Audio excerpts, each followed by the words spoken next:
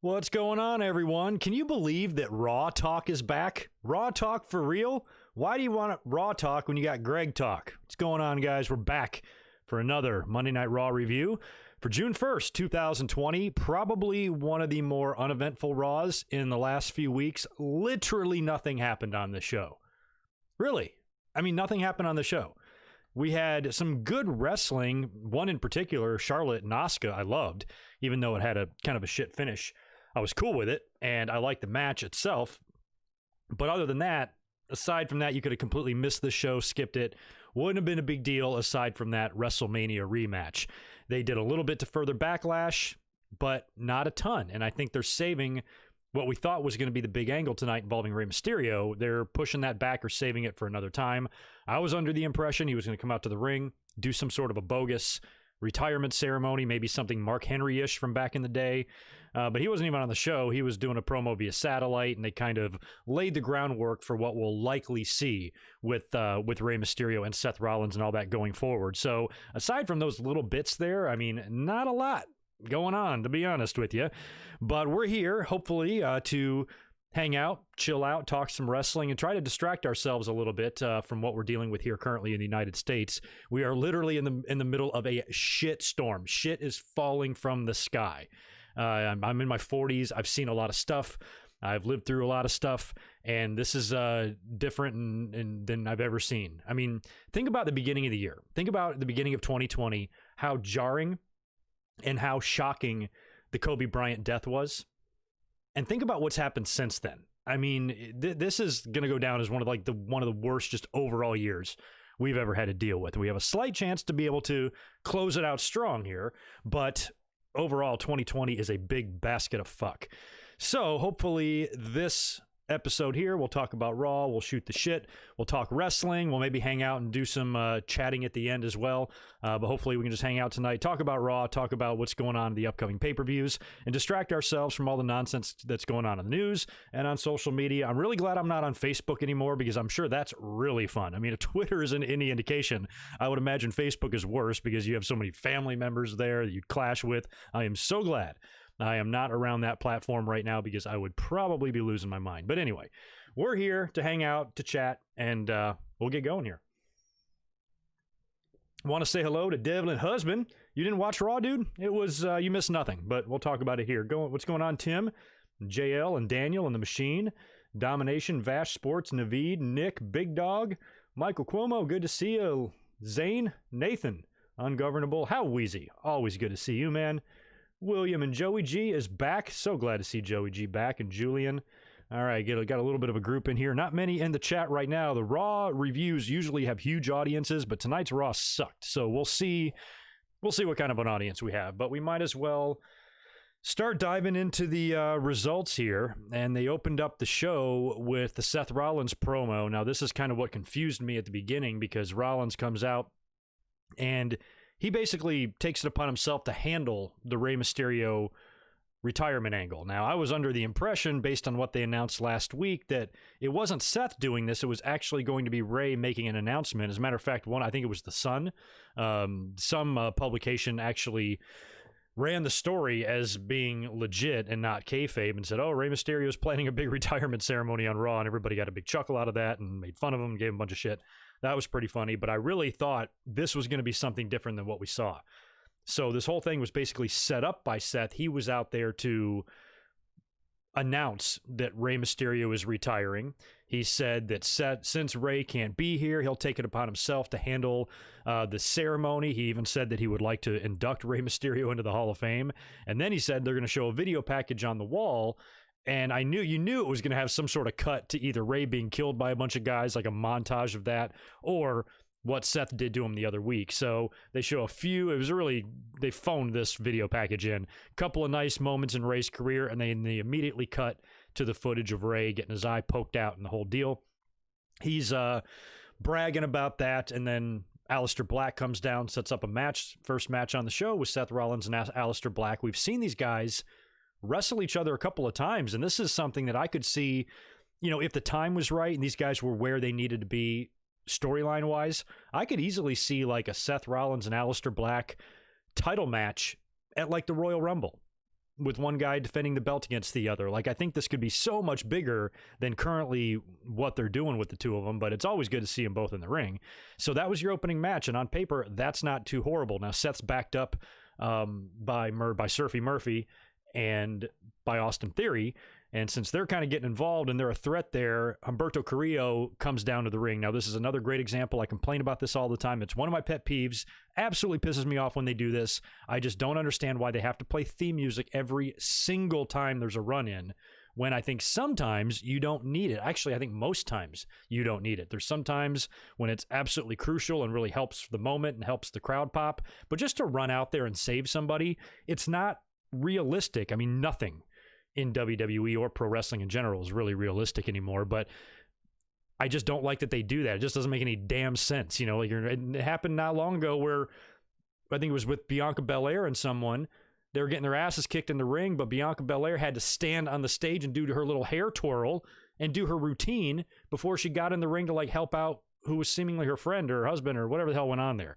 So those things just drive me nuts. It's just a little tiny detail that they do production-wise that I think is so unnecessary and so unrealistic and so stupid. You don't need that every time, but especially now when there's no audience. I can understand WWE. It's why all the wrestlers have to get their shit in every match. You know, when Rey Mysterio has a match, the fans in the audience have to see the 619 no matter what. You know, we just have to. There's no other way. There's no two ways about it. But with this theme music stuff, I don't think you need to do it just as often as they do it. So annoying. So anyway, Umberto runs out there to kind of even up the odds. So he's going to stick around and be in the corner of Alistair Black. Now, I like the idea that somebody pitched on Twitter of maybe Umberto Carrillo turning and jumping with Seth's crew. I mean, he's kind of teased adding some more. I don't think you want to add them in back-to-back weeks like this. So, you know, let Austin Theory grow a little bit there for a bit in the faction, and then maybe add somebody. And Umberto Carrillo, why not? He'd kind of be like, he'd be so out of place, but he might work. It'd be like Owen Hart in the Nation or something. You're like, what are they doing? But it oddly works, you know? So that might be better for him because he's just way too much of a smiley, happy guy right now. And although he's very good in the ring, that's all he is. He's good in the ring. That's it. So anyway, Alistair Black got the victory here. He actually basically won clean, caught Seth in a little roll-up or a cradle, and got the 1, 2, 3. After the match, Seth's group hits the ring. They attack Alistair Black. They put Umberto Carrillo down first with a stomp, and then they hold Alistair Black while Seth taunts him and slaps him and yells in his face and then nails Alistair Black with a stomp. So Seth and his crew look strong tonight despite the loss. And we'll see when this thing with Mysterio finally pops off, whether this is going to be a SummerSlam angle or if they're going to throw something together in the next 2 weeks. I guess we'll have to wait and see there. But Dominic is definitely getting to get involved, and we'll talk about Rey and Dominic here in just a little bit. Next up, we had Apollo Crews coming out. Now, he's just recently won the United States title. We're all very happy for Apollo. I think the guy's great, but I do think he needs kind of a change. Again, another guy that I don't completely hate the idea of turning heel, because tonight when he came out to the ring, he cut a promo first, and it wasn't good. He didn't really know what to say. He's just not good at promos. And he's just too babyfacey, I guess, for me. And a lot of champions can be that way when they're baby faces. But tonight he's got an opportunity, or he's advertised to have a U.S. title match against an opponent of his choosing. And of course, you know, being the respectful babyface, he can't just pick any old schmuck. He's got to pick somebody that deserves it. And he says this person deserves this shot. And I select Kevin Owens. Now, Kevin Owens lost last week to Angel Garza. But he picks Kevin Owens. Kevin Owens even tries to decline the offer at first, which even when Kevin Owens is a babyface seems like a very non-Kevin Owens thing to do. And there might have just been just a small critique here. There might have just been a little bit too much of this respect for me.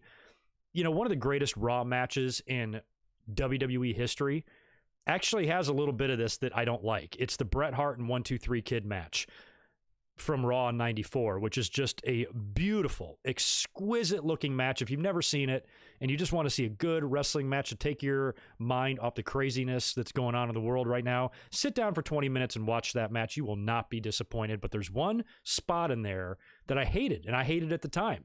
And it was when Bret Hart pinned the 1, 2, 3 Kid, but his feet were on the ropes, or his foot was on the ropes.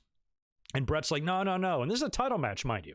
And he's like, no, no, no, I don't want to win like that. I demand that the referee restarts the match. And it was just like too much sportsmanship. I'm all for respect. I'm all for a fist bump. I'm all for, handing the belt and slapping the guy on the ass if he beats you and walking away. I'm for all that stuff. But I'm not trying to have these guys make out in the middle of the ring. You know what I mean? So I think at first Apollo and Kevin Owens were just a little bit too respectful to one another and not... There was I think it lacked the competitive spirit. Even for babyface matches, I think it needed a little bit more of that. Now, finally, it would get going because they would have the match. Owens would agree to the match, and he possibly accidentally, nails Apollo with a low blow. He goes down like a ton of bricks. Owens seems remorseful. He was like, I didn't mean to do it, my bad.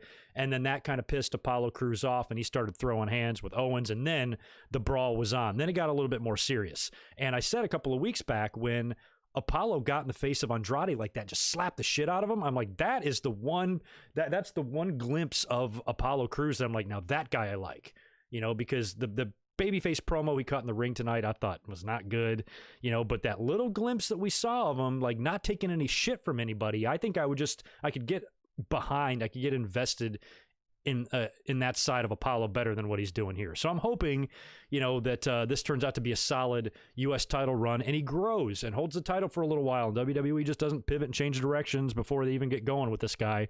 We'll see. But anyway, the match never ends. Andrade and Angel Garza hit the ring. They cause a distraction or cause the DQ. We go to commercial. I guess this sets up a tag team match. I was walking around the house when they did the interference. Went to commercial, came back in the room, there's a fucking tag. We see that all the time on Raw. It's a template that they use, and they just insert different players in there from week to week. So that's not an uncommon thing with them doing that. So now, the Apollo and Owens match was already a little while. Now they're going to burn more time with the tag match, and Apollo and Owens got the win. Apollo Crews pinned Andrade again with his finisher powerbomb thing, and the babyfaces prevailed there. So that's cool. Don't know how that's going to progress with Owens and Apollo, if they're going to kind of be buddies for a while and this is going to continue through segments more, like next week or whatever, or if they're going to implode quicker and maybe Kevin Owens goes back to being a heel. I don't know. I thought Kevin Owens was pretty entertaining back when he was U.S. champion. I loved when he did the thing. What was the small phase he went through, like when he started wearing the suit and shit? And I think he moved to Smackdown. And one of my favorite things they did is when he would make his entrance, they would have his face on the stage, on the LED stage. And when he would come out to the ring, he refused to walk on his face. He would walk all the way around his giant head on the mat or on the floor there to get to the ring. I kind of enjoyed that character a little bit more than Babyface Owens, but we'll see. We'll see if how long Apollo's run lasts. But I like him, and I kind of want to see him.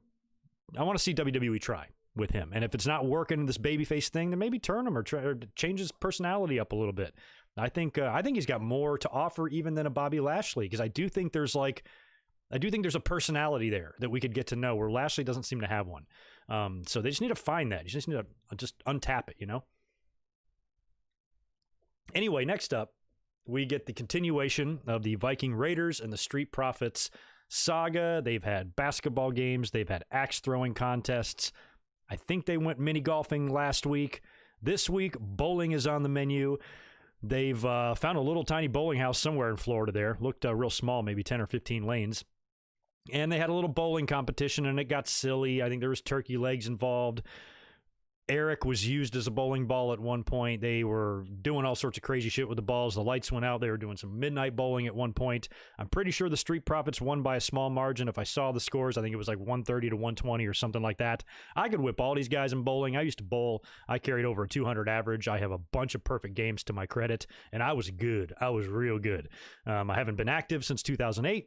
I pretty much would suck now if I tried, but back in the day, you could have combined their 4 scores. I still would have whipped them. Well, maybe not that much, but I was good. So whenever I watch people bowl, I always laugh because they never know what the fuck they're doing. So anyway, I guess this is going to be the title match at Backlash, I guess. It seems like these teams are developing kind of a friendship and a bond through all of these little games. And I think it's a little bit sickening that this great team like the War Raiders is on WWE now and doing something like this. But at the same time, this is the type of shit WWE does. They're always doing hokey stuff like this. And as long as this is a small chapter in the careers of the Viking Raiders, I'm fine with that. It does open up the door a little bit, I suppose, to seeing their personality, because when they just came out there with the red lights and the music and they didn't talk and they just kicked ass, while that was great, it's not really, there's no character development going on there. They're just ass kickers that do the same shit every week. So if they think they have something to offer with their personalities, I'm all for those personalities coming out, but man, they go about it a weird way in this company, don't they? So we'll see where that whole thing ends up. Let me, before I get into Billy Kay and Nikki Cross, Billy and Nikki, as I have it written down here in my notes, let me peek over here to the, oh yeah, look at that audience. Yikes.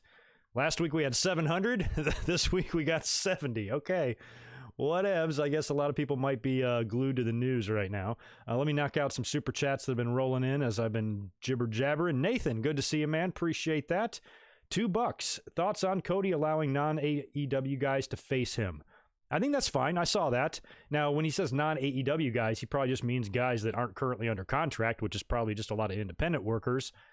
I don't think any huge names is really going to turn up in AEW. So maybe some names that we recognize and some random ones, which might be fun. I'd love to see like a Joey Ryan come in or a Danhausen or somebody like that kind of randomly and jump in the ring with him that, indie fans are familiar with. But WWE guys aren't, allowed to go over there, even though Cody would seemingly let them. And that also might be a good way for AEW to utilize some of the WWE releases without signing them. Maybe even treating some of these outings with Cody as maybe a tryout. Well, we don't know. I mean, think about if Rusev came in to challenge for the title one week, just randomly. I think he's a guy they would just straight up sign. But, Zack Ryder could come in and say, I'm challenging for the title tonight. He doesn't necessarily have to sign with AEW. It could be AEW giving them a match, taking a look at them. Hey, maybe we can do business in the future. Got your foot in the door, and like I said, maybe it even acts as a small tryout for certain guys if the company wants to keep them around. So I'm cool with that because it does allow for some surprises. And the AEW roster isn't terribly huge because they're new. They're a year old. So you can only, if you're going to have a defense every week and it's going to be a John Cena open challenge type of situation, you're going to have some holy shit, guys come in every now and then. Otherwise, he's just going to be wrestling QT Marshall every week. So, yeah, I'm all for that. I think it's going to be cool. Joey G, good to see you again, man. Welcome back, dude. So good to have you back. Appreciate the $2. Hey, Greg, have you checked your email? Not today. No, I have not. I know I owe my buddy Dan Price an email as well. He's going to be working on some logos and T-shirt designs for me. I'm really excited about. But, yeah, I'll check that today, Joey G, or I'll check it tonight. Devlin, what's up, man? Appreciate the $5. Sean Spears has blocked you. Holy shit. I have yet to send him a single tweet. Sad day. My life is officially ruined. I think you'll pick up the pieces of your shattered life and move on. I don't know. That's happened to me too. I've realized that I've been blocked by someone and I'm like, and I think it's weird because I would never go to their Twitter and read their shit anyway. But I'm blocked for some reason. Sometimes that's a wrestler and sometimes that's just a regular person.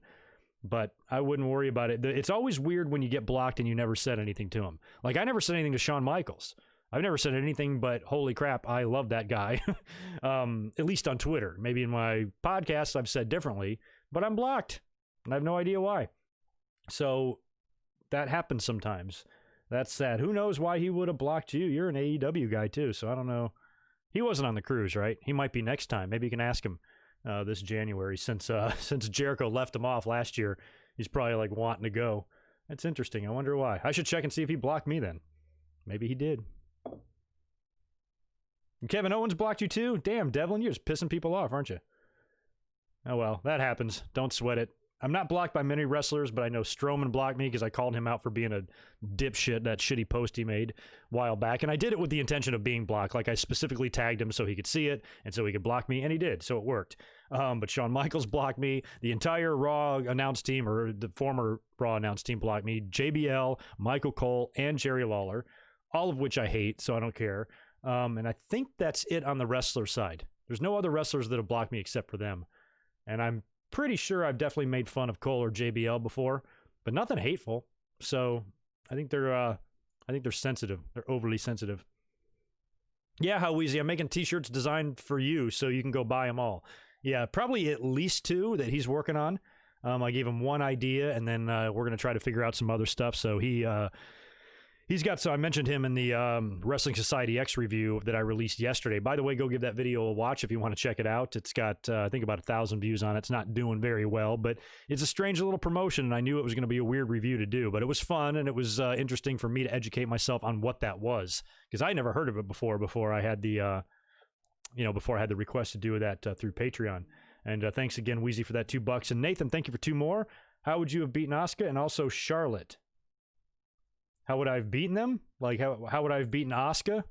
Like, during her streak or just in general? During her streak, I had no problem with the WrestleMania loss. I probably would have done it there. I maybe would have kept it going longer, but not much longer. So I can agree that, okay, maybe people didn't like WrestleMania, fine. But after that, it had to have ended some point. Because then it's just going to go in the opposite direction. Then if she wins too much, fans are going to turn on her anyway. I've always believed that. I think, maybe Asuka and Goldberg's streaks were ended just a little bit too early, but not that much early. Maybe Goldberg's was. Asuka, I still believe WrestleMania was it was all right with me. Got that monkey off their back, and they can focus on just building her as a member of the roster without any, crazy streak attached to it that they have to worry about. And now look at her now. First ever Grand Slam champion, huge resume on her hands. She seems to be reborn lately on Monday Night Raw, and she faced Charlotte tonight and didn't even have to take a pin to her. So I think Asuka's doing all right. Shawn Michaels blocked me because I like Bret Hart. Maybe. I think he blocked me because it was after the Saudi Arabia match with the Brothers of Destruction, and I didn't even tag him in it, but there was this still shot after the match of Shawn and Triple H kind of laying next to each other up against the bottom turnbuckle in the corner, and they kind of had like their arms around each other, and they both had this like exhausted look on their face, and they literally looked like they just fucked. And so I think I tweeted that or something, but I didn't tag either one of them in it. And a lot of people laughed, so maybe he saw that and was like, oh, what a dick, and he blocked me or whatever. But I almost meant it in a fun-loving way, not as an insult in any way. It was just a very interesting looking image. So that might have been what did it for Shawn Michaels. Either that or the Bret Hart thing. But hiding behind those 2 DVDs right there, I have his WrestleMania plaque autographed by him. Yeah, and an FJBL, the hell with him. All right, what's up next on the Raw results here? Billie Kay and Nikki Cross, that's right. One-on-one match. They're setting up Iconics and Bliss and Cross for the titles. So this is another typical rinse and repeat thing that WWE does whenever there's an upcoming title match. There's got to be a singles match between 2 of the participants first, and then next week they'll probably do the same thing with Alexa and Peyton. Would bet my middle nut on it. And Billie Kay kind of beat Nikki Cross clean here, which I'm not sure if I'm that happy about. Again, another match that I wasn't looking at very closely, so maybe Peyton got involved a little bit, but Cross kind of got hit with the powerbomb thing, and Billie pinned her. So whatever, as long as Nikki and Alexa kind of retain, that's all I care about here. The Iconics do nothing for me. Nothing against them really personally, but I don't know. And they are one of the few actual teams in WWE, so it's not that I'm against them being tag team champions. I am perfectly fine with them being tag team champions, but right now, I think you should let Nikki and Alexa run with it because they finally built themselves up into something. Their alliance at first, I treated and thought was a complete joke, had no faith in it, had no desire even to see it go anywhere, and thought it was just going to result in Alexa Bliss kind of screwing over Nikki Cross, similar to how she did Nia Jax, leading to a feud between the two. They actually seem like they're homegirls now, and run with it for a little while longer. They're going to break up. They're going to split up. Alexa will challenge again for one of the women's titles one day, for sure, but that's in the future. Let her run with Nikki for a while, and let's talk. August, we'll start talking breaking them up, Let's somebody email WWE and let them know that if they want to break up Nikki and Alexa, they're allowed to do so anytime after August 15th. That's the date. Next up, we had the Rey Mysterio interview. Now, this was going to be via satellite. Rey was in his home. He's got his mask on with an eye patch. And Samoa Joe Samoa Joe right off the bat asks him point blank, Rey, are you here to retire? And Rey's like, I don't know. I don't know if I'm going to retire. My eye is healing. It's recovering, but I could get an infection, which would essentially end my career. It all depends on the progress of my eye. And if my eye doesn't recover, then I will not be able to return. And I am likely going to retire. And he goes on to say that retiring has been something that he's been thinking about for a while. And we've heard that Rey definitely wants to have a match with his son. We've seen teases of Dominic on TV already in previous feuds, including the one with Samoa Joe, I think, when he was the one asking these questions. So this looks like it. I think they're finally going to pull the trigger here with Dominic. They're going to put him in the ring. He's been in there. He's taken some bumps and taken some hard shots from Brock and shit, and he's been training. And he's got a pretty good trainer and his dad there, so he's probably ready to get in to have an attraction match or something. Here's what I would like to see, though. Well, let's talk about the promo first, or the interview first. So Rey goes on to talk about his future and that he's unsure about it. Basically, that's what he says in a nutshell. But while he's talking, Dominic enters into frame, because at first it's just Rey. And Dominic comes in and he sits down, almost butts in, and basically starts speaking for his dad and said that somebody's got to stop Seth Rollins. He's out of control. And he's going to do it, and Rey kind of shows concern, and Rey, leaves, but then Dominic stays, and he kind of looks right in the camera, and he's like, an eye for an eye. So basically Dominic's saying, I'm coming for you, Seth. Dominic's a good-looking kid. He's really grown into himself a lot. I mean, he looks huge. He could kick my ass, I'll guarantee you that. So I think Dominic, he might surprise us. He might surprise us. Now, given the fact that Seth Rollins has got this, cult faction, Dominic's got to turn, doesn't he? Come on. I was saying that a year ago, that he should turn on his dad or something, and I can't tell. It just depends on what Rey wants to do or what WWE asks him to do. If Rey really wants to have the fairy tale storybook ending, he might just want to have a tag team match with his son. Bucket list kind of thing. I got to wrestle side by side with my son. I can retire a happy man now. That might be all he wants to do. But if they want to have some fun here, I'd be totally open to Dominic joining Seth's cult.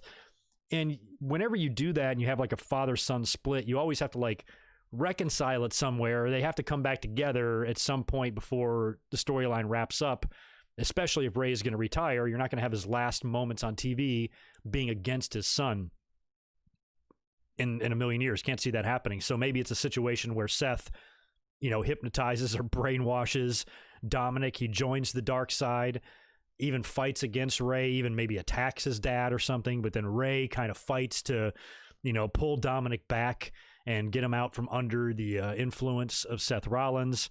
And they have the big payoff where Dominic breaks away from the cult, extracts revenge on Seth Rollins, and Dominic and Rey live happily ever after, and that's the end of Rey's career. They could take it to that direction, and that could carry us into the fall. And as far as the match that's going to happen here, whether it's Rey versus Seth or whether it's Rey and Dominic in a tag against Seth and somebody else, that's probably a SummerSlam thing. They're not going to throw that together for Backlash, are they? So they might be saving that for July, or maybe even SummerSlam. And there's talk that SummerSlam could be postponed. So I don't even know if they can make this stretch out that far. They're going to have to pull the trigger quicker. So I don't know. What do you guys think? Where's that? Holy shit! Look at that. We got over 100 people in here right now. Wow, it's a ton of people. Sweet. Marcus Metcalf, thank you, man, for the $2. Bliss and Cross defending against Banks and Bailey on SmackDown. That's right, they are. That's right. We'll talk about that in a second. Yeah, that's this week, right? I could see Sasha Banks and Bailey winning the tag team titles again. But man, are they dragging out their issues. Week after week, Bailey's offering up Sasha Banks in these wrestling matches. There's clearly some weird tension between the two. They seem to have been teasing these problems for months and months and months. If you add a title run on top of this now, that's almost something I think is not necessary. So I'm kind of hoping that on SmackDown, Bliss and Cross pick up a win there due to some miscommunication or dissension in the ranks of Bailey and Sasha there. That's what I would do if I was WWE. We'll see, Marcus. On SmackDown on Friday. Zane, thanks, brother. Thank you for the $5. What's up? Any truth to the rumors? The Viking Raiders joining Matt Hardy at AEW? I don't think there's any rumors other than just a tweet. I saw a tweet that, who was it? Eric or Ivar made to Matt Hardy, referencing a match that they've had in the past in Ring of Honor or something. Say, hey, we'll meet again one day. But maybe the Viking Raiders aren't into this bowling and axe throwing shit, and maybe they want out of there as well. But I don't know what their contract status is. They can't just decide to leave. Their contract has to be up first. So if the Revival was any indication here, WWE is going to make it very hard for them to leave. Even if they make it known that they want to leave when their contract is up, WWE is going to make their life miserable for the remainder of that contract and constantly throw more money at them to get them to stay. Maybe. I mean, that's assuming no pandemic. That's what WWE would do. But I would love to see them there because great teams like the Revival and the Viking Raiders, I think, would just be better there because the tag team division is better there. Talent-wise, it's no better, like the actual physical talent, but the division is better, you know? Like it's just better. So, and that's the frustrating thing. The WWE's tag team division has been frustrating me for a long time, and I think for the past few years, they have not had bad tag teams. It hasn't been a matter of not having the teams. It's just not having the desire to give a shit about the division. You know, the New Day has had such a run. They've been keeping everything, they've been holding it together, you know, just with their legacy. You know, the Usos are the same way, but it's just so clustery. It doesn't feel right. I'd almost be willing to put all the teams back together and just have one set of belts and they cross brands, you know, instead of two sets of tag team titles. I think that's way too many. Let's see here. What's next? Oh, yeah. Got to talk about this. Next match was Nia Jax versus Kairi Sane. Now, we heard that there was an incident on the Raw tapings between these two, Nia Jax potentially hurting another opponent. It was reported that Kairi Sane took a bump on the outside of the ring on the steps. The match had to be stopped. Referee had to come out, clean up the blood. She had to be tended to.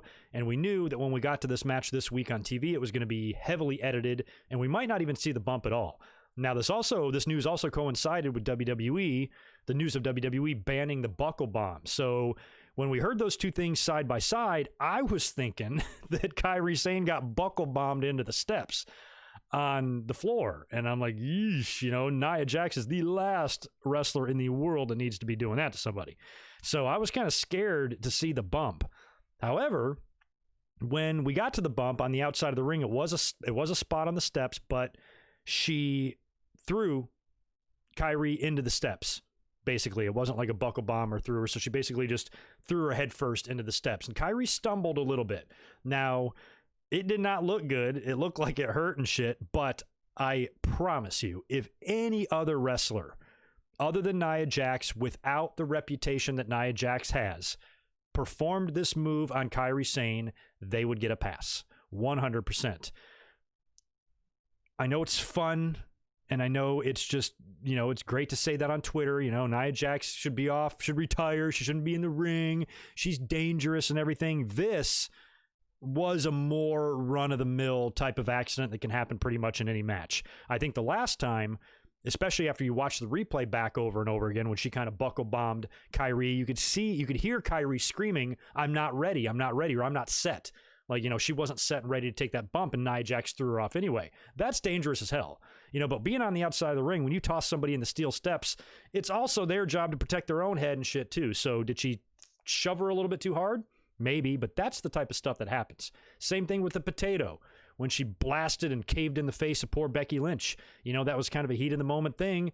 You know, you judge your distance wrong, and you don't pull back on the punch enough, and then bam, somebody gets hurt. Those are the type of things that I think that can happen in every match. And I actually thought when I saw this bump, as bad as it wasn't as bad as I thought it was going to be, because I was ready to see something really bad. And I'm like, oh man, Twitter's going to be fun, attacking Nia Jax. She better be ready and be putting up her dukes, because she's going to be fighting off a lot of haters. But when I looked at this, there's no way Nia Jax is not going to get shit on. She was immediately after it happened. Shouldn't be in the ring. She's retired. You know, and I think that's just all just way too fun to say. And sometimes people don't totally analyze it. You can't ignore Nia Jax's reputation. This does exist. She has hurt people, and here she hurt Kairi Sane again. So I'm all for WWE taking a look at this and say, should we do anything about this? Do we need to have a talk with her? Does she need to go to NXT for a couple of weeks or whatever? I guarantee you the answer is not fire her. She needs to retire or anything like that. And I've seen plenty of instances where guys have been launched into steel steps by other dudes. You know, remember when Big Show picked up Rey Mysterio and just swung him like a baseball bat on the stretcher and he just landed face first, you know? I mean, sometimes shit is just brutal. And when you take a steel step bump, And you got to look at the size difference. You know, what's Nia? 320 and Kyrie is 20. So there's, you know, this is just like an elephant and a little fox here. So, you know, it's not going to take a whole lot of, you know, strength for Nia to shove her completely through those steel steps. So it was bad. Nia, again, needs to be more careful. Enough is enough of this shit. But at the same time, if you would have erased Nia's previous history and her previous offenses and the reputation that she already has, and you judge this bump and this accident by itself in a vacuum, I'm not losing my mind and demanding anybody has to be fired. This could have easily happened in a men's match or even a women's match, and nobody would be going on Twitter calling for that person to be sent down into NXT. This is only because Nia already has the rep and she's already on the shit list of the fans. So basically, I'm not even disagreeing with people that say she's dangerous. She clearly is. This is like the third or fourth time now she's done this. But I also think fans are a little bit too quick to be angry and to be outraged over something like this. It's wrestling. Shit happens, man. Let me go over here to the chitty chat. No, we're good. We're good over there. Man, what a small crew up in here tonight. I wonder if it's because I changed my thumbnail at the last minute. Do you think that did anything to the algorithm? I bet you it did. Stupid YouTube. Anyway, next we have to hear from Edge and Orton. I forgot. We both got a few words from them. They were both kind of backstage, dimly lit type of stuff. Edge's was very reminiscent of the week before.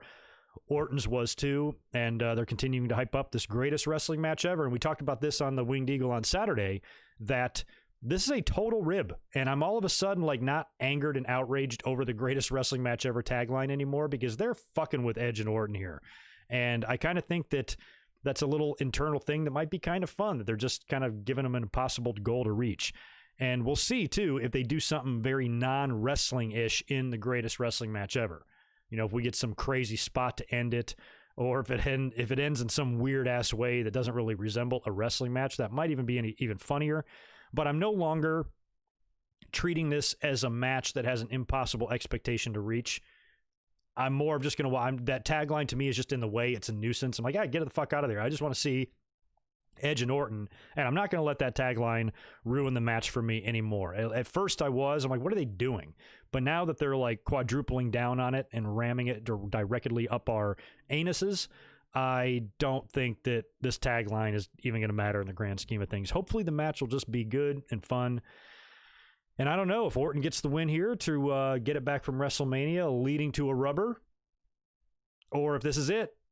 I don't know. There's been talk of Edge feuding with Seth Rollins in the future, so Edge could be on hold and take on Rollins after the Mysterio stuff is over, or he could enter in between. Like, if they try to have Mysterio and Seth, they push and they sell Mysterio's injury all the way till the summer. Maybe Edge can step in the meantime on behalf of his former... Didn't they win the tag titles together, Edge and Rey? Maybe. I don't know. They're all bros from SmackDown days. So maybe Edge can kind of come in and say, you know, Rey was my friend, and, you know, his career could be over now, you bastard, and they could work the July pay-per-view or something. I don't know. So maybe that's what they do. Y'all's guess is as good as mine. Next up is the Charlotte and Asuka match. I was actually looking forward to this one because they're champions. This is a champion versus champion match. It's a WrestleMania rematch. I'm feeling a lot better about Asuka and her position on the roster than I was a year ago, so I was into this one, and it was good. It was real good. Charlotte had a couple of feats of strength in this that blew my mind. The way she was able to gut wrench, you know, Asuka all the way up into German position, just completely deadlifting her like that. She did that more than once. And Charlotte, much like Dominic, I know she could just kick the ever-loving shit out of me if we ever got in a fight. But I enjoyed the match, and I think I enjoyed the finish because I knew that Nia Jax was going to get involved somehow. What I thought prior to this match, earlier today, before Raw even aired, when I saw this, I'm like, shit, Twitter's going to be a pain in the ass because what's going to happen, because Asuka's got to face Nia at Backlash, and I fully expect Asuka to beat Nia. I do not think Nia's going to win the title. Nia's going to come out and fuck this up for Asuka. She's going to come out and cost Asuka the victory. Charlotte's going to win, and the fans are going to complain, and it's going to suck. But I was almost right. I was 90% right. Asuka gets tossed out of the ring by Charlotte. Asuka's own music hits, and out comes Nia Jax wearing the Asuka mask, dancing around a little bit. And Asuka is so focused on her and distracted by her that she gets counted out. So I like that a lot better because what I thought was going to happen is that this same scenario would happen, but Asuka would be in the ring. And then Charlotte would just roll her up, pin her 1, 2, 3, get the win. And then Asuka would be mad and she'd get her revenge on Nia Jax. So the fact that they didn't have Asuka take the pin here tells me that, holy shit, they protected Asuka. You know, even losing to Charlotte, there's no shame in that. Charlotte's the cornerstone. She's the fucking Shawn Michaels of the division. So losing to the best isn't the worst thing in the world, but I thought it was cool that WWE still didn't want to do that to Asuka and just did the count-out victory. And look at Charlotte here. Her last few matches, she finally picked up the win, I think, on NXT, right, with her foot on the ropes or whatever. But she's dropped a couple of other matches on TV lately. Lost on Raw, I think, last week. Lost to Bayley on SmackDown.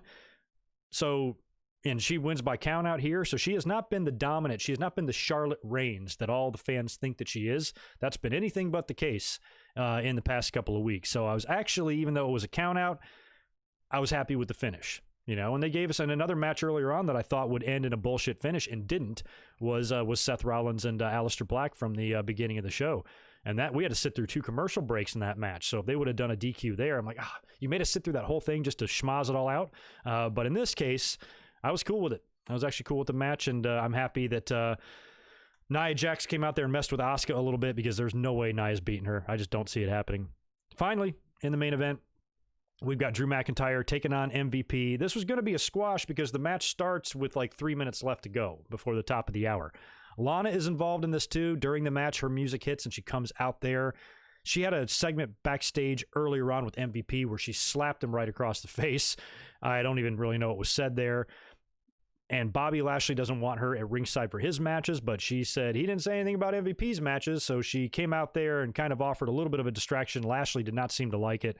McIntyre does a big dive over the top rope at one point, landing on MVP and Lashley.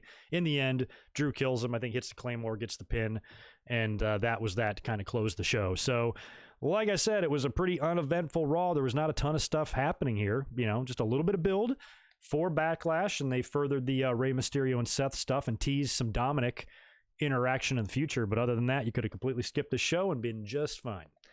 That's for sure. But anyway, that's it for the results. We can hang out and chat for a little while, and we'll see if our audience gets any better in here.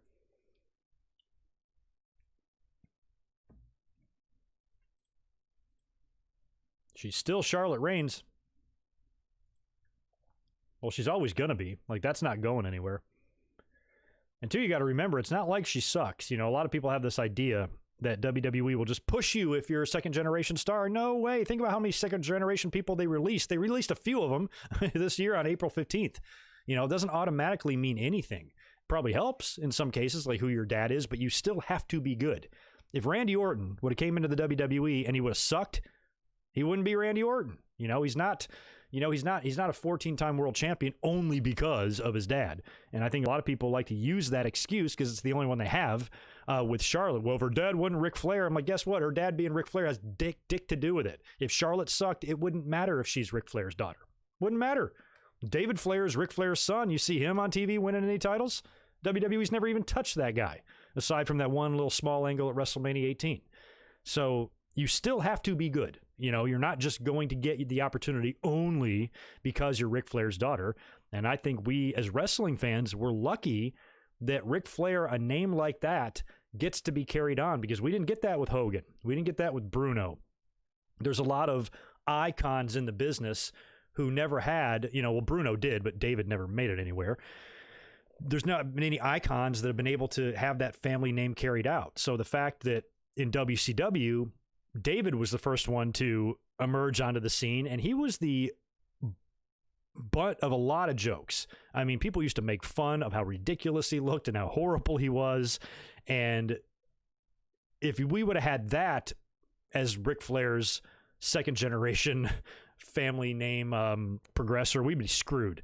So the fact that Charlotte got into the business, you know, and in a heart-touching story, you know, she never intended to be a wrestler until Reed passed away, and that was his dream, so I'm going to live his dream for him. That's a very cool sibling thing to do, to get into it and not only work that hard, but be determined to be the best, and she's good. You know, like I'm telling you, if she sucked, she wouldn't be handed these things. I know fans like to say she's handed everything. No, she's not. You know, you have to be good. You can't suck. And I think she's a good choice to be, you know, one of the top women in the women's division, and to be able to now possibly. And I think she has an excellent chance to do it, to be the Ric Flair of the women, to be the greatest women's wrestler of all time. She's going to have a case for it when it all wraps up, even more so than Moolah and stuff, because back in those days, women's wrestling was so different. So I am fine with Charlotte being there. I'm fine with Charlotte building that legacy. The Flair name carries on. And I think in the future, much like Cena, and I've said this, and I've already been right about this once, so I'm 1,000,000% convinced I'll be right about it again. When the day comes that Charlotte goes into the Hall of Fame, the fans will cheer her. The fans will respect her. And the fans will say, okay, maybe she wasn't that bad. Just like they're backpedaling now like a motherfucker about Cena. Well, I never disliked him as a man. I just shut up. You hated him. Stop fucking lying. So it's the same thing with Charlotte. Same thing. I promise you. Promise. But anyway, she is, she's all right in my book. We'll see.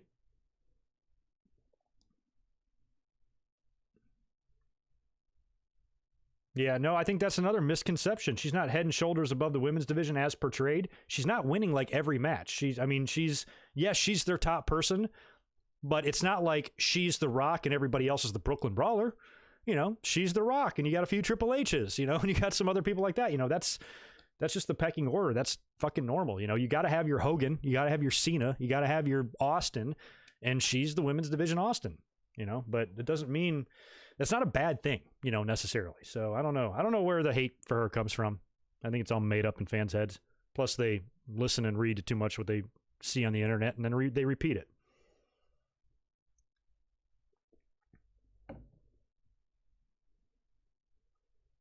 John Cena's a legend, and I love him. John Cena is awesome. What a good dude, He's easier to stomach now that he's not around. Hey, Melissa, what do I think of the Jeff Hardy and Sheamus feud on SmackDown? I don't know. I'm wondering. We talked about this on Saturday. We talked all about the Jeff Hardy hit and run, or the Elias drunk driving thing that happened, and Hardy kind of appeared at the end of SmackDown there and attacked Sheamus, essentially letting it be known that it was Sheamus, I guess, who was the one that framed him. But I thought for all they did in that opening segment, for the amount of production that went into that, to pay that off only at the end of the show made me suspicious that maybe Sheamus isn't the final answer there. Maybe Sheamus is like, no, don't get me wrong, I hate Jeff Hardy, but I didn't run him over. And they're going to have a match at Backlash, I'm sure, if that hasn't already been announced. And then maybe it's revealed that it was somebody else, in fact, framing Jeff Hardy for that. But if not, it sounds like that was just Sheamus, and it's going to be squashed right away, because when they do get in the ring, Jeff Hardy will probably beat him, right? Seems like that's the deal. Charlotte doesn't botch any more than any other women's wrestler. There's a lot of botches in women's wrestling, unfortunately. We see that in AEW. We see it across TNA. I see Alexa Bliss and Sasha Banks and Bayley and everybody botching just as much as everybody else.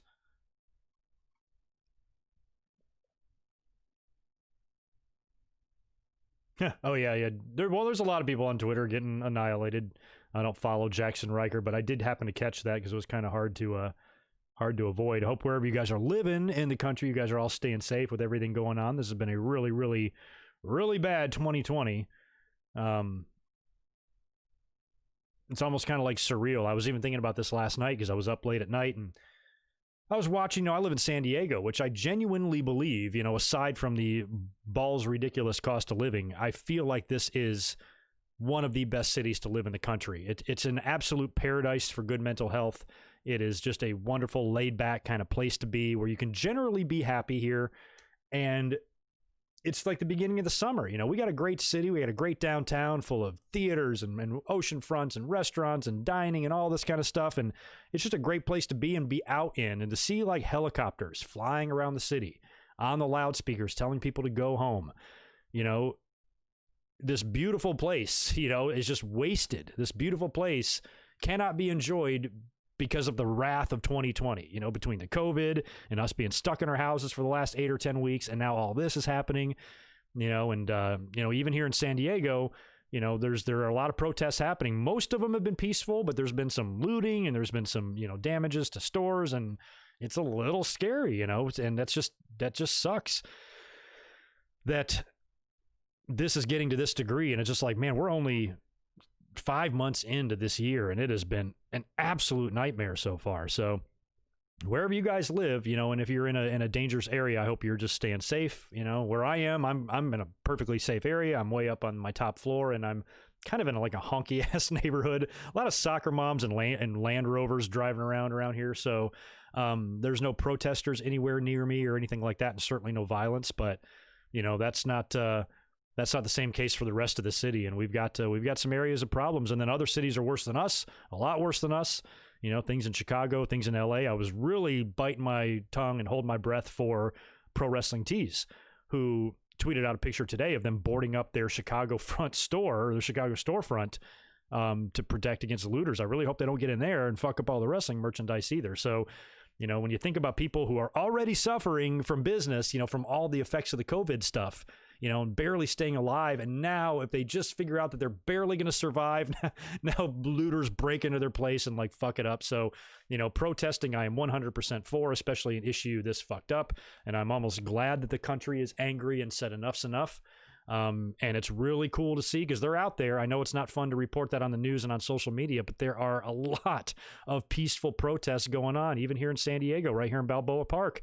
Thousands of people just sitting in the grass, just out there protesting. A lot of times these things, not every time, but a lot of times these things don't grow violent until the police arrive and start shooting rubber bullets at people and shit. So if you're going to be out protesting, if you feel the need to go out there and spread your message, do it, but just don't fuck people shit up. That's the only thing I ask, because some people don't deserve it.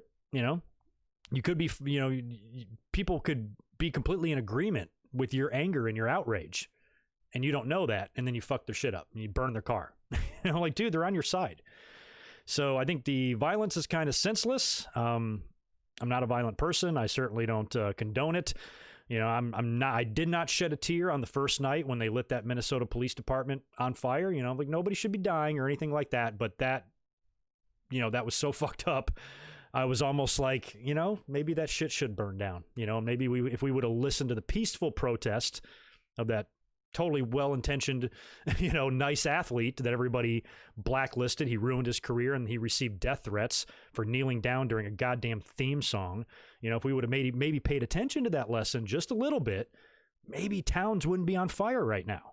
So, the peaceful stuff was tried, and all this is scary as hell, and I don't like it, and I'm hoping it starts to fizzle out here in the next few days and get a little bit less of a threat to so many people.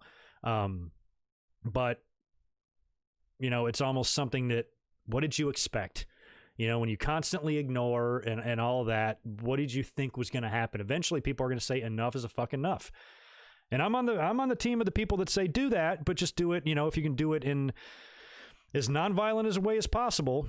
I think it's just hard. It's a catch-22 because, peace didn't work, so, but you don't want violence either. So, and there's no middle ground, and, and then all the fucked up shit that happened today, and it just gets it all worse. And it's just not fun. None of this is fun. None of this is fun to have to go through. None of this is fun to have to live through. I remember I was, 16 years old or 17 years old, whenever the Rodney King riots were. And so, I remember that pretty vividly, but I was all the way on the East Coast when that happened. I wasn't out here, in LA. And if I was, that would be extremely scary to have to be around that type of stuff. Riots in 68, there's been riots and stuff like that, but this is, for modern times now, this is just, really gnarly. So I just wish, things would get better. I wish these incidents didn't happen. There's always just, some story of some cop, abusing his power, and putting down. And a lot of times black people are the victims of this, and it's caught on video time and time again. One of the most poignant quotes of all people that I saw about this whole thing was from Will Smith. Will Smith getting jiggy with it. He goes, racism isn't getting worse, it's getting filmed. And I've said that for years. I've said that as crazy as this statement that I'm about to make sounds, and I know it sounds crazy, but I actually think we're probably the least racist we've ever been, but we just all have cameras in our pockets. We all have video cameras in our pockets. Imagine if everybody was walking around with an iPhone 11 in the 1960s or the 1970s. Imagine what would be recorded on those things. You don't want to know. Hell, imagine if iPhone 11s existed in a pro wrestling locker room in the 1980s or the 1990s, or better yet, the 70s. The crazy, fucked up shit you would see would be mind-blowing. So Will Smith was right. Racism isn't getting worse. It's just being filmed now. This stuff has always happened. It's never not happened. But now, because of the technological age that we live in, some of this stuff is starting to get exposed. So if you're one of those people that say the act of one or a few bad cops doesn't represent all cops, great, you're right.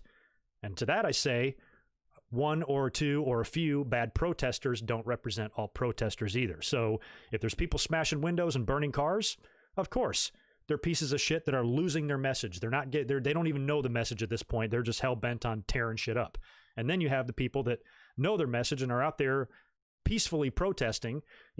I think there are more of those than the violent ones right now. But, the whole situation is just scary. It just sucks. And you really hope it doesn't balloon up and snowball to where it, just we're all at war with ourselves, which we shouldn't be, even the COVID stuff. And we were going through that. I actually thought in my head for a second when it all first started, like in February, and you started seeing the commercials and I was like, you know what? Maybe this is exactly what, as crazy as it sounds and as fucked up as this is and how a lot of people could be screwed, maybe something like this is what we need to kind of bring us back together. I felt like we came together a lot as a nation after 9/11. I really do. I felt like people were, regardless of their political affiliations, they were kind of like, okay, we got to make sure this doesn't happen again kind of thing. So I thought the pandemic might, but it didn't take long. Social media fucking ruined that. And it turned the whole thing into now, if you wear a mask, you're a liberal. And if you don't, you're a fucking Republican. And the fact that it's come down to that, where just not being stupid is now a partisan issue. That's why I hate this country. And when I say hate this country, I don't mean I really hate this country. I just hate the attitude and how dumb people are and the shit that people fight about and argue about here. It's infuriating. Makes me embarrassed. I'm embarrassed to be American. Forget about who the leader is and shit. That's embarrassing enough. But just in general, even prior to Trump and after Trump, I'll probably still be somewhat embarrassed to live here just because so many of us are so goddamn stupid. So just use your head, be smart. There's no reason that we should be this divided about everything. Hysterical tweet I saw the other day. COVID blew a 28-3 lead to racism. That cracked me up. And that's true. Jeff Ross, the comedian, said looters broke into the Comedy Store and did 10 minutes. maybe looters will break into the Performance Center and have a ladder match. We'll see. But yeah, it's just like, man, we've been coming up here in the last few weeks on the stream, just talking about the pandemic. How you guys holding up? How you doing? Are you back to work yet? Are you surviving? This can be a distraction from that. And it just keeps snowballing on. What's next? We got fucking killer bees. We got aliens confirmed this year. We got basketball stars dying. We've got pandemics. People are taken to the streets. The leader is threatening martial law. Are we going to wake up soon? Because this doesn't even seem like it's real. It's a crazy place, man. Shit's crazy. Man. Not fun. Anyway, let's go over there, chat. Any other wrestling stuff we need to talk about? Hey, the Earth ozone is healing. That's good. Yeah, Dan, I agree. People are deservedly pissed, and that's just so hard. It's so hard to try to, if you want to try to think, beyond political lines and stuff and just try to think like logically. I'm like, okay, we're protesting police. Some are doing it violently. And if things go sideways, you need to call upon the very people that you're protesting against. So that's kind of where we're at, and I think some of the more heartwarming, there's nothing really heartwarming about anything that's going on here, but I did see a few of the videos floating around social media where the police are in harmony with the protesters. They're allowing them to do their thing. A lot of times these big groups of people will have one with a megaphone, one, big fucking leader. And to see some of them shaking the hands with a police officer and he's like, all right, and the officers, letting them go and letting them do their thing. And provided they're not tearing up telephone poles out of the ground, they're going to let them do that. And I like that, I was like, I kind of wish, that people just want their message sent. And whenever there's a moment of peace, between the two sides, I think that's nice. And maybe we can grow on that, but knowing this country, we won't, and we'll just be on to the next problem, here in at the beginning of next year. And then, the virus is still a thing, typical America. We get bored with something, we decide it doesn't exist anymore. It very much does. And the numbers are still growing, and we're probably going to get hit with a second wave after the summer, and we're going to be right back to where we were. So like wearing masks and shit in places we go is still going to be a thing on top of everything else we're dealing with. We got an election coming up in a few months, and that's going to be a delight. So for those of you who live across the pond or live north or south of us or west of us, you're lucky. Wish I was there with you. Or in Hawaii. with Devlin. Because that'd be an awesome place to be right now. They're not even allowing people to go out there at the moment. Let me scroll back up, knock out some super dupers. I see a yellow one coming in from Zane. Good to see you again, man. Thank you, dude, for hanging out tonight. I appreciate it. Thanks for the $10. If Edge was to feud with Seth Rollins next, would it have been okay for Edge to take the curb stomp given recent neck issues? Yeah, I think so. I think that that's a protected move. WWE has allowed it to return. I don't know. I don't have the neck problem that he has. Austin had the similar thing. I couldn't imagine Austin taking that bump, but Edge, maybe could. That just depends. That just depends. You're not coming down on the top of your head. You're usually coming down on the side of your face or something like that. So if performed extremely carefully, I think he could take it. Edge can take it. He's a boss. Marcus, but thanks, Zane, for that $10. I appreciate it. Marcus, good to see you again, man. Thanks for 2 more bucks. We have lived a history book in 2020. That we have. This is going to be really interesting. As you get older and you look back at this particular year, how important it's going to be to us, like looking back, 10 years from now. Oh, who can forget 2020? I think that's what this is going to be. And it's sad. I want the world back the way it was, like before this shit, we could go out without a fucking mask and shit. And I kind of felt like that back in the day too. I remember after 9/11, almost having this like awakening, like, okay, I need to start caring about politics, because prior to that, it seemed like everything was all right. I grew up in the 80s, and we had the Cold War, and that was kind of scary. But I remember the 90s were relatively okay, because that's where I did a lot of my growing, and I have a lot of memories of the 90s. And the 8 years that we had Bill Clinton, we had 8 years of peace and a roaring economy. No issues, pre-9/11, life was pretty good. Any political issues that you had with anybody were, more on, social issues and things like that. It wasn't as prevalent as now, and life just seemed pretty good in America. He had a solid 8 years of a presidency. He really did. And then, the worst thing he did was get his dick sucked. That was a huge deal. That was all over the news. That was covered just like anything we see now, like COVID or like the riots or anything like that. That was everyday stuff. Every morning, every night, that is your top story. The latest on the Clinton blowjob here on CNN or wherever the fuck. So if that was our biggest problem, the president getting sucked off, I'll go back to those days any day of the week. And then fast forward a couple of years, and then the 9/11 stuff happens, and now I'm in my mid-20s, and I'm like, okay, this ain't good. Maybe I should stop being oblivious to the rest of the world and to politics and actually start caring. And that's when I began voting and things like that. So, I look back at 9/11 as like kind of one of those times. And, I'm kind of thinking 2020's outdone it. We've lost more Americans to the virus, a lot more than we have to 9/11. And we're going to have some lives lost after these riots and everything too. I think we already have. So, and then plus just all the other stuff, just the needless random deaths that we've seen, and, the world being rocked, and then plus, it could be a very polarizing election coming up as well, in November. And we don't even still know how that's going to really all shake out, because, there's a virus going on. So it's literally a shitstorm. It's raining turds falling from the sky right now. What was that slogan on that ugly ass red hat? Anyway, the opposite of that happened. So, yeah, we're in a world of shit right now. It's not pretty over here. And it's not pretty anywhere in the world, because we're all dealing with the virus. We're still dealing with that. I think that plane is still missing, too. Not completely sure. But, yeah, the earth sucks right now, man. The world sucks. I want to go back. I want to rewind. Let's go back to the Attitude Era. Pre-Twitter. And have some fun.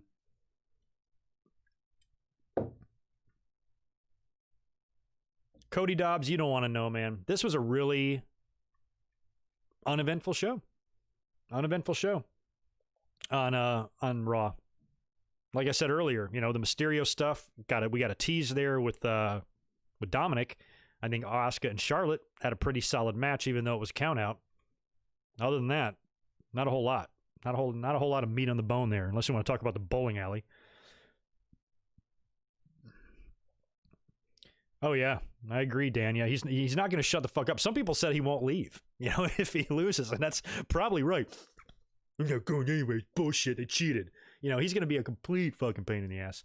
And this is the only thing I'll say about the election when I try to think about it mathematically. And I can't even predict anything, because I was humbled in 2016 when I'm like, I don't care if this guy's going up against a fucking bag of popcorn. He is not going to win. He's a dumbass. We're not going to vote him in. And the only person on the other side that I think he could have defeated was Hillary. And I think Hillary was the most qualified person, still is, to do the job, but she's just hated. Whether people understand why they hate her or not, they don't even know why. They just hate her. So if there was anybody that he was going to be able to beat, it was going to be her. And he did. But he still lost the popular vote. So here's the way I look at it. Is Donald Trump going to get more votes than he got 4 years ago? No. There is no way that more people will vote for him than they did last time. He still has his supporters. They worship him like they worship Jesus. They will be out there at the polls voting their balls off, 100%. He has those people, but he's not. How in the world can he possibly get more human votes?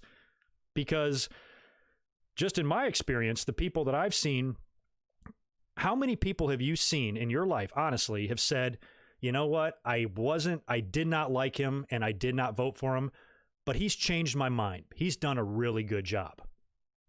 There's not many of those. I'm sure there's some, but there ain't many. I think there's far more people that said, you know what, I voted for him. I made a mistake. He's an idiot. I think that far outweighs the other.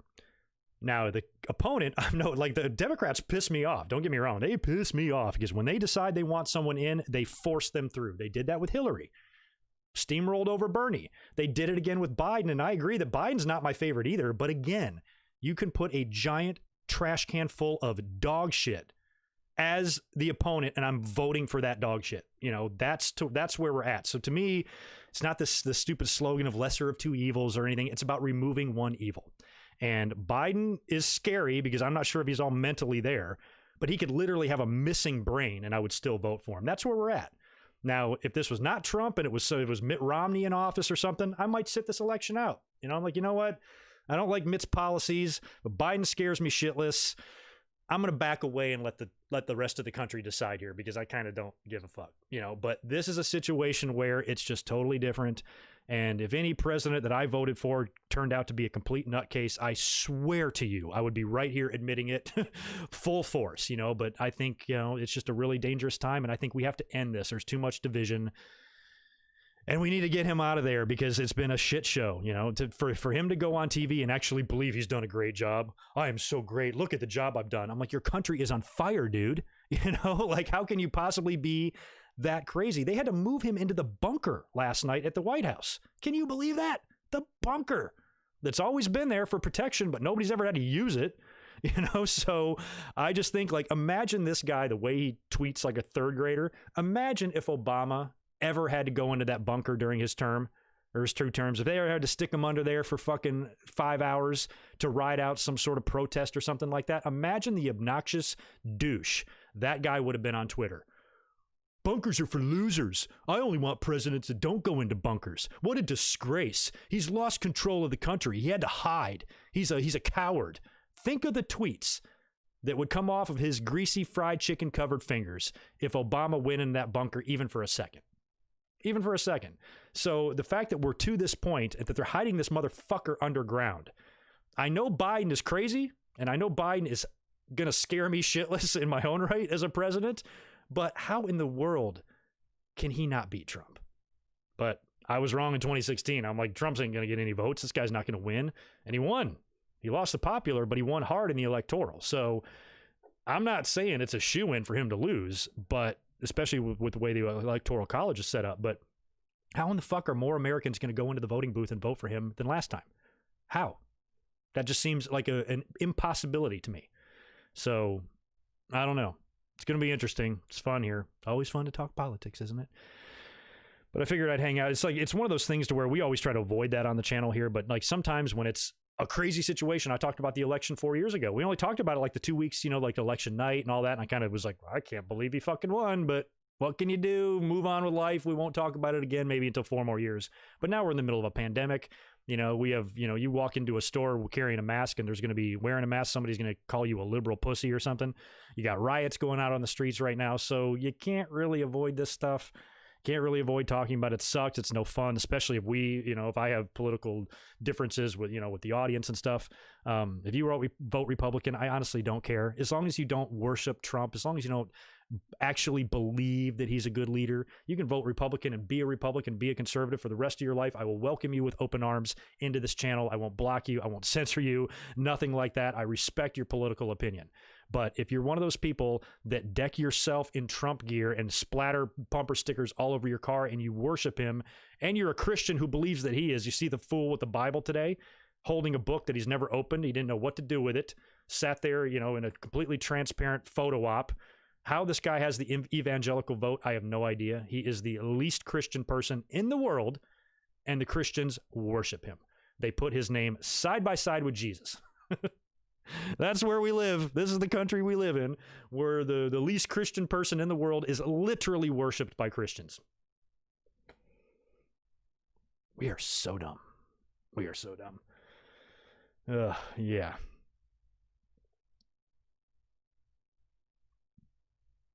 Oh, not really any good recent wrestling stories.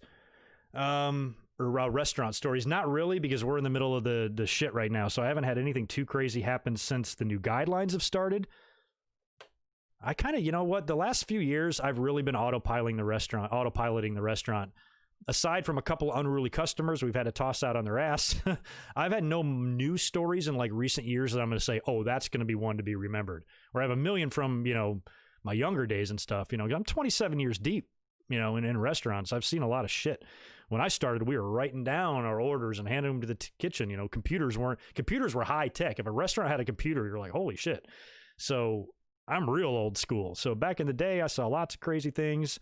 There's a lot of parallels, I think, with restaurants and wrestling as I've gone through the business. Maybe not for all restaurant workers, but what I've gone through. I've actually worked for a guy, my last job back in North Carolina, worked for a guy that was very much like Vince McMahon. I've told the story before.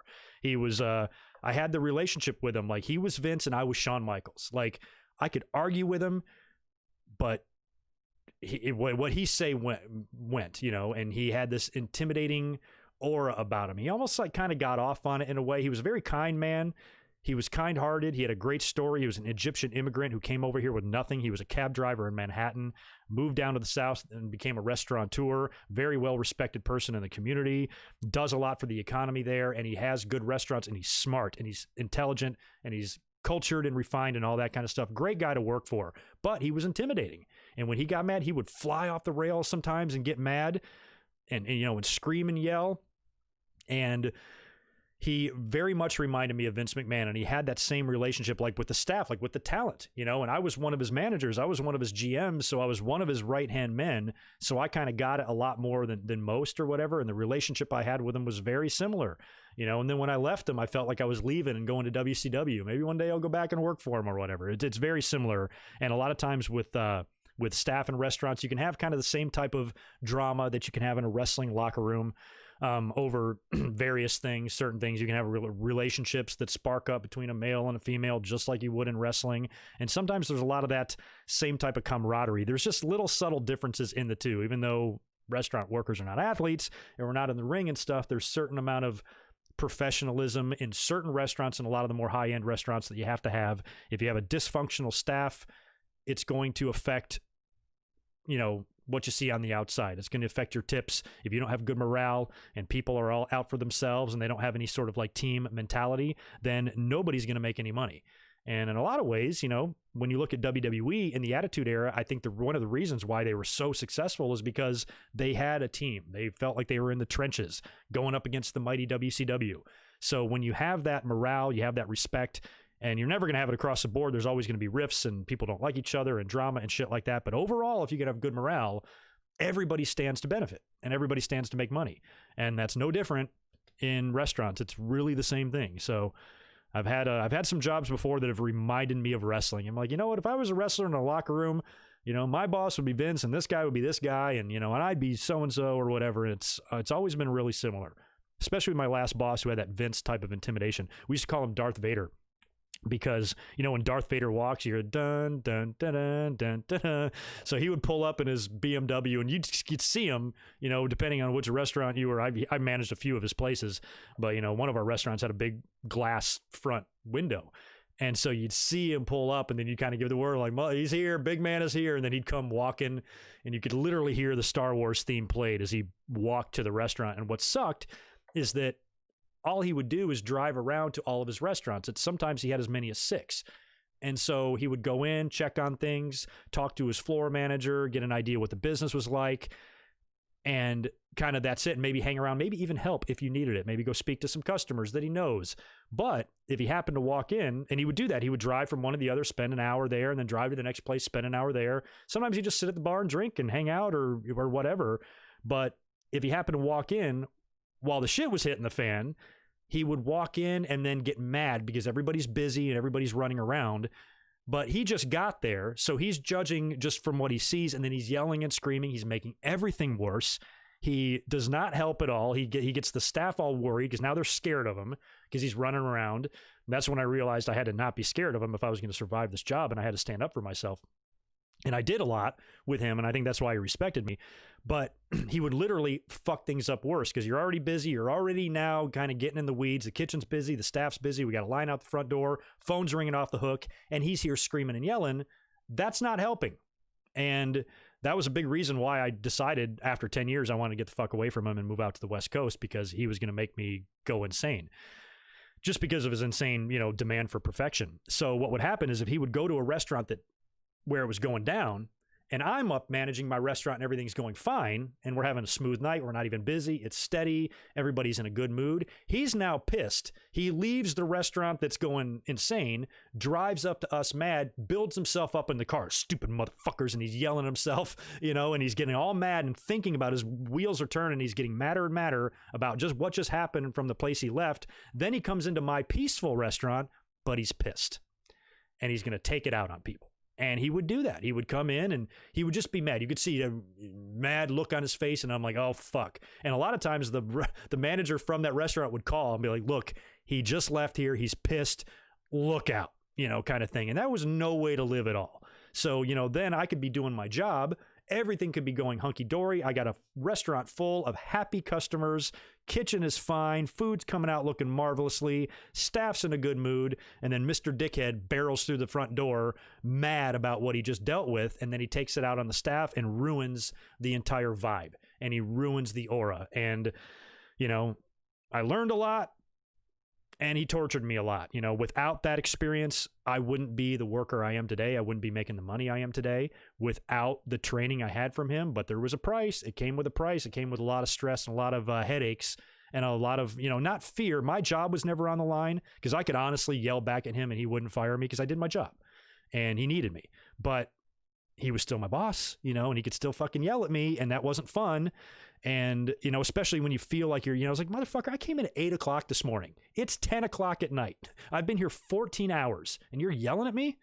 Shouldn't you say, thank you for the hard work tonight. Go sit at the bar and have yourself a drink, which he would do that. He was a generous dude as well. Give you the shirt off his back if you needed it kind of thing. But while you worked for him, he demanded your perfection, and anything less was basically a personal attack on him. And so after 10 years of that, I'm like, that West Coast kind of looks nice. Looks like the sun shines out there a lot. I felt like I was living under a dark cloud of misery, even though I was getting a paycheck and making money. Well, it wasn't fun money, and had to get the hell out of there. So if you have a boss like that, that's what I recommend. Get the F out. It's no fun. Bust out a couple of super chats before I roll out. Oh, look at there. The audience is kind of getting to where it normally is. Where are we at? Oh, Nick Mustard, that's funny. You might be the first one. Yeah, all right. So, Nick, thank you, man, for the $2. 2020 better be a movie. It will be. I bet you it will. They don't even take long these days to make movies out of crazy shit. So I'd say if this all ends in like a year, I'd say by 2025 we'll have a 2020 movie. Maybe even less than that. That plane. Actually, remember the plane that landed in the Hudson? A girl that used to, the job I just talked about, one of my bartenders, her mom was on that plane. They actually got invited to go to the movie premiere with Tom Hanks and all that because she was one of the survivors. That was crazy. But that movie came out just a couple years after that happened, or maybe even less than that. So yeah, 2020 will definitely be a movie. Thanks, Devlin, for $5 more. Man, it's hard to stay silent on Twitter. I want to tweet something, but then I got to remember to shut up. Well, yeah, some people, and that's normally my view on it too. But based on what I've seen, like on Twitter, everybody is kind of making statements. So the funny thing about that is I think if there's ever a time to really kind of put your thoughts out there. You could probably do it now and avoid some of the backlash if people don't agree with you or whatever, because everybody's talking about this shit. So it can maybe get lost and you won't get a lot of the hate. And even if somebody does hate on you, they forget about you and move on, move their hate to somebody else. We talked about Jackson Riker, who's getting all sorts of shit. TJP put up a fucking ignorant statement as well the other day. But again, you can kind of get mad at them for the moment and then like move on kind of thing. One thing I also noticed is Mick Foley is gone. I think Mick Foley is one of those guys who say, you know what? I need to separate myself from it. I don't think he's quit Twitter. I think he's temporarily quit Twitter. I think he's gone until things kind of get a little bit more civil and peaceful with people. And, you know, because Mick is a super nice guy. He's literally the nicest guy that's ever lived. So it's just a little bit much, I think, for him. And, you know, and some people are doing that. I'm like, yeah, I'm just going to take a break. And I definitely, if I was still on Facebook, I would not be. I would have definitely deleted it by now anyway. I've already been done with Facebook for quite some time. But I guarantee you, if I went into my deactivated account and pulled that up and I looked at my timeline, it wouldn't be pretty. I'm glad I'm not there right now. And I'm not on Instagram either. So Twitter's all I really have to deal with. And it's been okay for me. It hasn't really been that bad. I've voiced a couple of things because I felt like, you know, some people are also giving people shit for not saying anything, you know, and I kind of defended the people that are silent too, because I think the assumption among many is if you're not speaking up about this, you're the enemy, you're part of the problem. And I don't really agree with that, because that's an awful lot of assumption. That's an awful lot of assumption about somebody that you don't know. And there could be people that have extreme mental anxiety. They might be staying away from it just so they don't go crazy, you know, and that is a very good reason to stay silent. And if somebody is doing that because the news stresses them out, violence stresses them out, any sort of bad news can really put them in maybe a dark place, and then you're attacking them for not speaking up or something, maybe they just don't want to. You know, this is America. We have the right to say something or not. It's our choice. And you can't attack somebody for like being silent when you don't know who they are. And I'm sure there are some cases, I'm positive of it, where people are not saying anything because they are fearful of losing the followers. I lost like 30. I don't give a shit. But there are people who are fearful of losing followers. Maybe indie wrestlers are worried about losing bookings. I think it's silly to worry about losing followers. I can understand maybe not wanting to lose friends. Most of my friends are in line with my political shit anyway, but I still have a lot of people in my life that are, you know, conservatives and stuff like that, and I would hate to lose them over something like this, because they're not combative, you know, and they're never spewing their shit in my face or anything like that. They kind of keep to themselves and don't say anything. And so I feel like they have the right to do that. So I kind of think it's wrong for people to say, if you're not speaking up against this stuff, you're just as bad as them. No, they're not. I'm not one of the silent people. I'm making my opinion known because I feel like I have a small following. So maybe my voice carries a little bit further than other people. So I feel like I kind of have a duty to say something. But if it really took a toll on me and if it was really going to do some mental damage, I would stay silent too. So yes, I'm sure there are people that don't want the backlash, that don't want to lose followers. I'm sure that is a legitimate reason for some, but not a legitimate reason for all. And if you're one of those people that just don't want to deal with it and don't want to get involved and don't want to start shit on Twitter, on Facebook, on YouTube, you should not be ridiculed for that. I don't understand why people are upset with people not wanting to say anything. I kind of think that's fucked up. You know, you have that right. You know, you have that. That's what we're out here fighting for, is our rights. You know, and you know, and Devlin's in the in the military. He's fighting for our right to stay silent, you know, so we should be allowed to do that and not get shit for it. Scott Moss, good to see you, man. Welcome back. Appreciate the $5. My wife and I think this is the end of the world. Maybe proof will be if Zeus Tiny Lister wins the Universal title. Love the channel. GoodMicWork. Thank you, man. If Zeus wins the title, that might be the end. This flat earth might explode. You know what I mean? Certainly feels that way. I don't think it's gotten to that point yet, but man, when you start seeing cities on fire and shit, you know, like, man, it's just, and I've been saying this for a long time. I was kind of hoping like everything that we're seeing right now wouldn't be happening until I was way older than what I am. Because I fully expect, like, in human history, like hundreds of thousands of years, I think that humans are going to extinct themselves. I don't think it's going to be a meteor or an asteroid or a tsunami. I think it's going to be us killing each other. I think we're going to nuke the whole planet and we're all going to fucking die. I just kind of thought we'd hold it together at least till I'm dead, maybe even 100 years after I'm dead. And any of my immediate relatives that might be young are all dead as well, so I don't have to worry about them. Because 3 generations from now, my little niece who's 4, her grandkids aren't going to be important to me. So that's their problem to deal with the world or whatever. But, the people that I know and are in my life right now, and are younger than me, I don't want to leave them here in this like fucking crazy world. It's crazy. So I just kind of thought humans going nuts, burning stuff down. We had storming White Houses and stuff, that would happen like way down the line when we all just got way too crazy. It's like the movie Idiocracy. That movie is so true. If you've never seen it, Luke Wilson and Terry Crews and Maya Rudolph, great cast in that movie.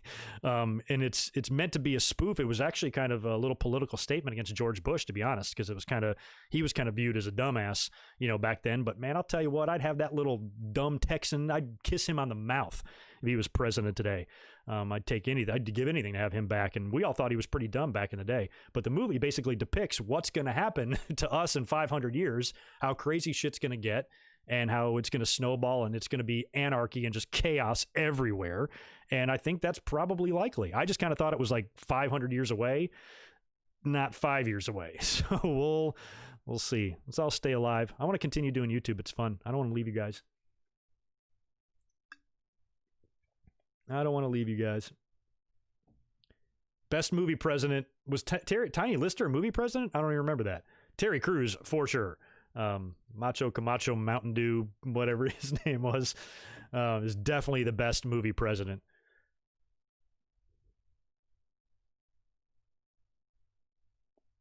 Yeah, Devlin, I hear you. My friend, my good buddy, he's like an intelligence officer in the Navy, and he's pretty liberal, and he doesn't quiet himself very much on social media from what I remember. And he always texts me just random stuff or whatever. And it's got to be hard. It's got to be just even harder to be like, you're on the, near the front line, you're our defense, and I would assume in all the branches of the military, you have people with different political beliefs on, all mixed together there. So yeah, you're in definitely a unique situation that most of us aren't, That's why I take opinions like yours seriously, because man, you're there. Zane, thank you, man, for the $5. Last chat of the night. Thoughts on independent wrestler that passed away? Yeah, was that Jimmy Havoc's brother? I just saw that last night. Wasn't really familiar with him. Devastated the wrestling world because he was well known and well loved and beloved by many. He was young, didn't see the cause of death, probably don't want to know. And that's a shame. A lot of people, Orange Cassidy and others, had shouted him out. And I'm pretty sure that's Jimmy Havoc's brother, or was it his kayfabe brother? I don't remember. Yeah, that was sad. But thanks for hanging out tonight, Zane. Really appreciate that. Always good having you here. Yeah, I agree with that too, Soaking Book. And that's the thing. We should be enjoying this. It shouldn't be ruining us yet. I think it's amazing because of the age that I'm in. And I grew up when you had to take road trips using a paper map. I grew up not being able to call your friends. You just had to go over to their house and knock on their door and say, hey, is Johnny here? I remember... getting together with friends and meeting somewhere. You all just had to gather at school and be like, all right, let's all meet at the movies at 7:00. And then you all just be there. There's no constant communication. There's no constant connection of social media and text messaging and calling and these devices, these phones. And I remember I lived 20 something years without any of this stuff before I finally got it. And so now I feel like I can appreciate it. I think if you're a 10-year-old kid, you take all this stuff for granted. You think all this shit's been here. It wasn't very long ago that we did things completely different. I even laugh now. It's kind of funny to say this, but I don't know how I took shits before cell phones. I really don't. What was I doing? Just looking at the wall? I wasn't much of a reader. I never read like newspapers and stuff. So what was I doing in the bathroom before cell phones? I don't know. But I think it's cool. I think we should, like, the fact that I'm doing this, like if you would have told me this back in 1996, that I would watch Raw, and then when Raw was over, I would go online. Or I wouldn't even know what online is. I would go onto a computer and talk live with all of you, with hundreds of you at a time, and we could talk wrestling, and it would have blown my mind. It would have absolutely blown my mind. The fact that I have everything I need at the touch of a finger. I don't watch any TV. I watch the internet. That's how I do everything. I watch all my movies that way. stream everything. I do the YouTube. I'm all over social media. I love just surfing the interwebs. I love being able to learn anything you want without having to go to the library. If I want to learn about something, I learn about it, whether it's reading an article or watching a video or a documentary or anything like that I want to read about, or just simply doing a Wikipedia search or something. I think that's very cool and crazy, and something I could have never fathomed in my mind as like a teenage kid, that I'm just going to have this thing in my pocket and I'm going to call it a phone, and I'm not even going to use it. I never talk on the phone. I don't even know why we call it a phone. I very rarely put that thing to my ear and speak to someone. It's extremely rare. So all of this stuff is, like, to me, amazing, because I remember what it was like without this stuff. And I feel like we should enjoy it, and we should embrace, this amount of technology that's, like you said, is only going to get faster, and we're only going to be able to learn. We're only going to be able to do more things. And I even said, like, think about how quickly and obsolete, like, something like the iPod became. Like, people still use the iPods, but when iPods first came out, they're like, holy shit, my entire music collection that takes up a whole shelf, I can now carry in my pocket, and now you can put it on your phone. And I remember when iPhones were made and, like, you can have your music on your phone, I remember being resistant. I'm like, I don't want my music on my phone. No way. I want to keep my iPod. Who would want their music on your phone? That was only a few years ago. Now it's like you can't think of it any other way. And I swear we're going to get to the point where if you want to hear a song, all you have to do is think about it, and it'll just play. It'll just play on your loudspeakers, or it'll just play in your head. Probably play in your head. So we can already tell Alexa, hope I didn't trigger any of yours, we can already tell her to play anything we want. I don't have one in the house, but you can just talk to her. At some point, that middleman will be eliminated, and you'll just think it, and it'll happen. I want a ham sandwich, and then a ham sandwich will be in front of you. Maybe not in our lifetimes, but we will get there, because think about how fast it went. I'm old enough to remember calling up my friends for play dates on a fucking rotary phone, the numbers, and you have to, go around in the circle. Now I can just be like, call Devlin. And it does. So, my God, man, I think technology is cool. I think it's amazing the things we can do. I think it's amazing the comforts that we have in our own home and shit. That's why I was like, man, why are people freaking out about the pandemic? If this would have happened in the 70s, we'd be doing a lot of reading and playing a lot of board games. But now we can do live streams, and we can watch movies, endless movies, and have food delivered to our door, and, and all this stuff. And back in the day, it wouldn't have been like that. We would have been bored shitless. So I'm all for technology. Super chat rolling in from DM23. Thank you so much, dude, for the $5. I appreciate it. I don't get why Matt Hardy got upset with Jeff's DUI storyline when he was in a storyline with his ex, Lita, and the guy she left him for, Edge. Just saying. Yeah, Matt seemed like he maybe poked fun at that in a tweet. Like, he said after the Jeff Hardy angle ran, he said, like, I'm really glad and happy to be working for AEW. So, and I wasn't a big fan, but the funny thing is, on Friday night, I saw a lot of people praising the segment. And the podcast Saturday, I said it kind of looked a little hokey to me, but that's just me. I didn't think it looked as realistic as people were saying. Oh, it was a well-done segment, and it was produced well, and it looked good. And then I watched it, and I'm like, I didn't think it really did. But Jeff being brought into the storyline, we talked about that on Saturday too. They keep going to this well. They did this with CM Punk. They've done this a time or two. I think they even did it with Samoa Joe, right? When Joe was, remember, he was at the bar and he's drinking a beer and, hey, drink, bottoms up, Jeff, or something, or touching on his DUI, which happened like a year ago. So it's not even that far removed from any of these problems happening. So I don't know, but maybe Matt is just, maybe Matt's just happy that he wasn't there having to be in something like that. But yeah, I don't know. I'm torn. I'm kind of like on the fence with the storyline. I'm not like freaking out about it, and really good chance that it was all over with on Friday night anyway. If it turns out that it was Sheamus that was in fact involved in that, then he'll face Jeff at Backlash and it'll be over. So, but if it stays, if this is something that they focus on heavily, and it seems like they might, because they ran all those return vignettes for Jeff, touching on his past demons, touching on his problems and all of that. So it seems like this is going to be a theme in his like redemption story. And I'm guessing this leads to him winning the title at some point. But they're also trying to get him to re-sign. So I think that if Jeff had a problem with this, I don't know if they would do it, because if they don't want him heading over to AEW to join Matt, they probably want to do what he wants. So I think Jeff's cool with it. I don't know the relationship these days with Matt and Jeff. I'm sure it's good. They all live on the same property there. But maybe it's something Matt is just glad he's not involved with. But yeah, he's been involved in the same type of stuff. And hell, they could always have used Matt Hardy's demons too. He had some bad demons. He cleaned himself up before Jeff did. Matt seemed like he was straight and narrow.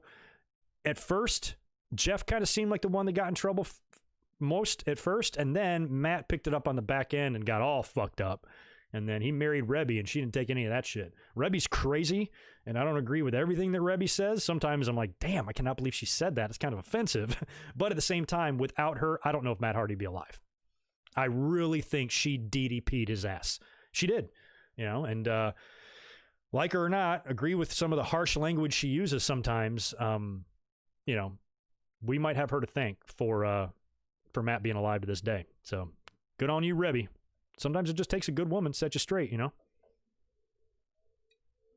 I've always heard that about Cody Rhodes' mom. Same thing. Kind of kept Dusty together back in the day. Kept the shit straight. Sheamus. Yeah, I mentioned CM Punk too. I would love to see CM Punk be the one behind the drunk driving stuff, but I don't think that's going to happen. Yeah, I agree, Devlin. They wouldn't be doing this without Jeff's approval. And that's what I said on Saturday. They're going to check with him. They're not going to be like, hey, guess what? Welcome to work. By the way, all those problems you've had for like 15 years? We're going to make that a storyline. You'd be like, the hell you are?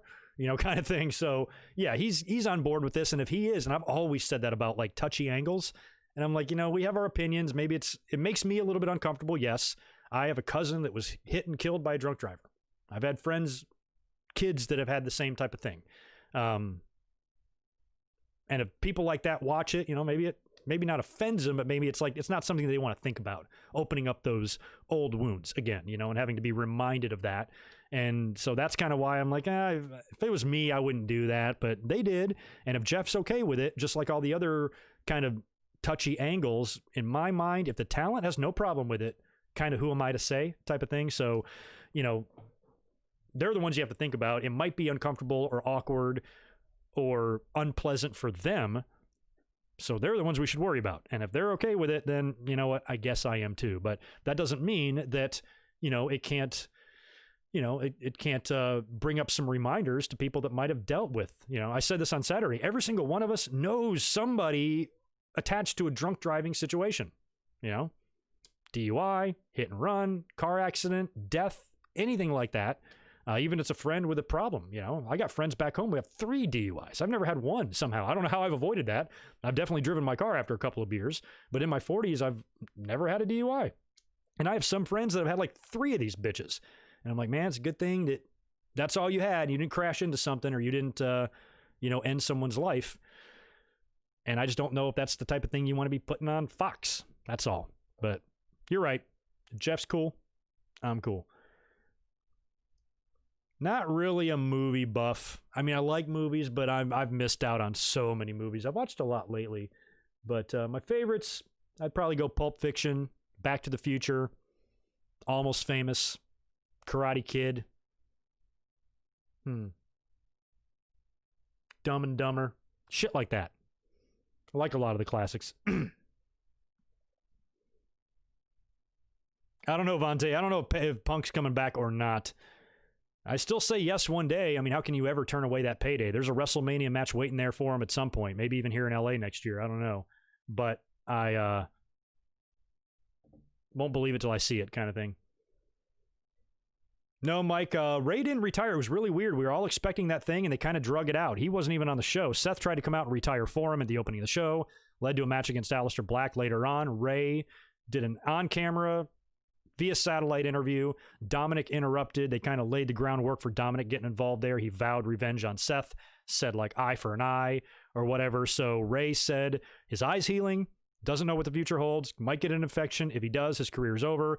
He'll not know if he's retired or not for a couple of more weeks. So they're dragging it out. When they made it sound like they were going to do it this past week or last week when they made this announcement that Rey was going to come out, fake a retirement, Mark Henry style, attack Seth, set up a match, but they're going to drag it out for a little while, maybe to set it up for a bigger pay-per-view than Backlash, because Backlash has got Edge and Orton, a couple of title matches, so maybe you save the Rey thing for the SummerSlam. I don't know.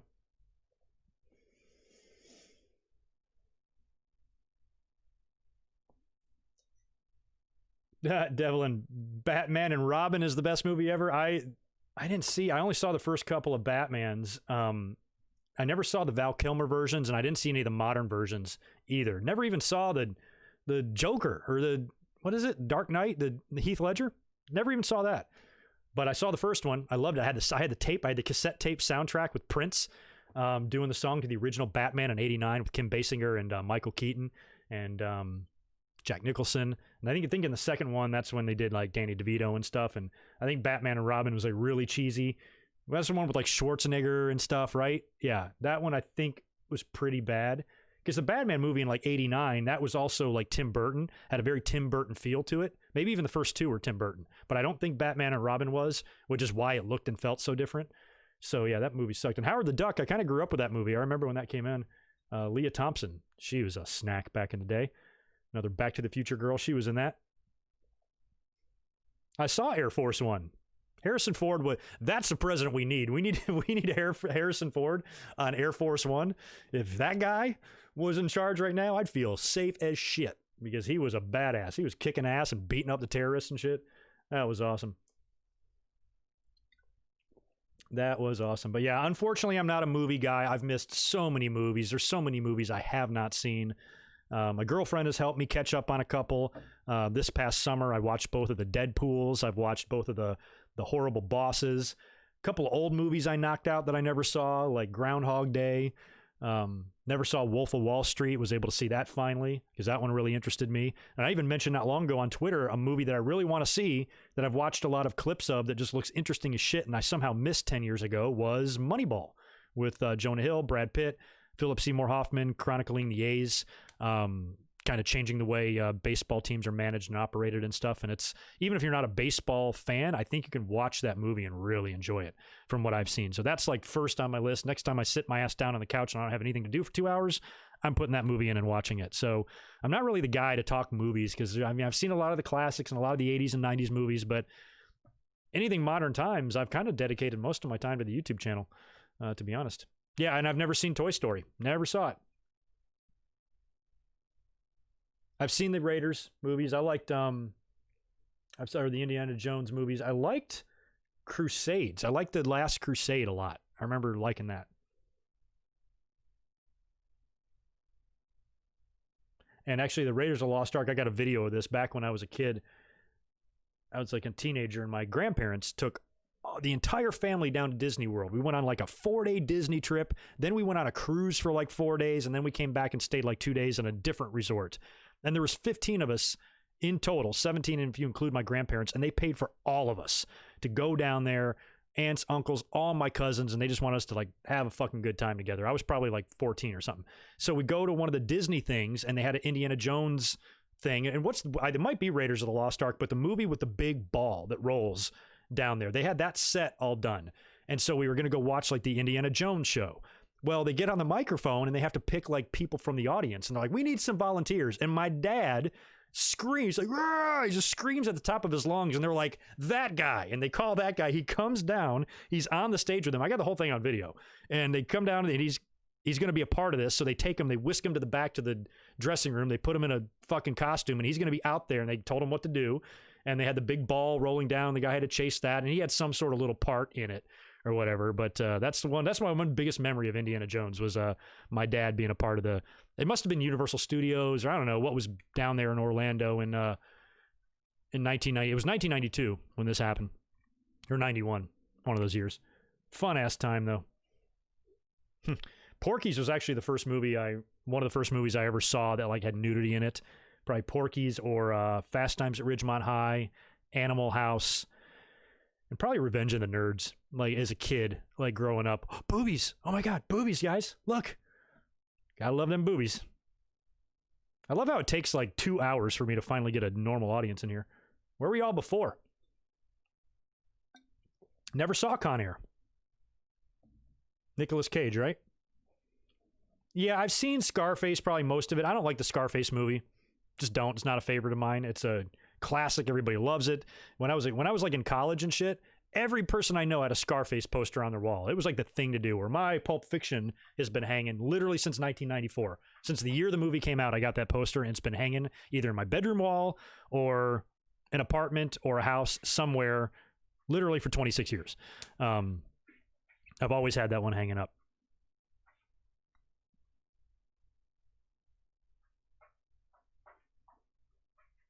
Oh, Devlin. Yeah, I'm not a Lord of the Rings person. I can't watch movies like that. I've never seen a single one of them. My sister is just loves Harry Potter. She's a teacher, so she read all the books, and she's like whatever I am to wrestling, that's what my sister is to Harry Potter. She's like she probably has a live stream I don't even know about where she goes online and talks about Harry Potter. Oh man, I forgot to take the litter box away in there. Somebody's taking a shit. Goodfellas is up there. I should have put that on. Goodfellas is a pretty perfect movie. Not sure if that would break my top 5, but it should. A lot of movies that I pick are my favorites aren't ones that necessarily I'm saying are the greatest of all time, but are just important to me. Like I have a close connection to them. So that's kind of how I choose my movies. It's not necessarily, sometimes I see movies that have shit ratings on Rotten Tomatoes, but I love, so that happens.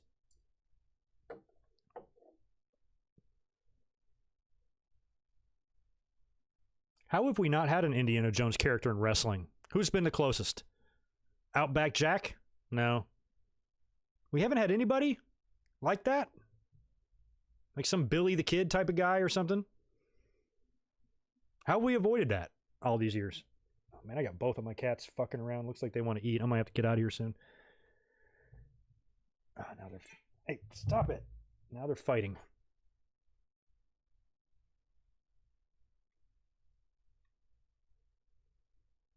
Oh, yeah, of course. I've seen Titanic. I saw that in the movies.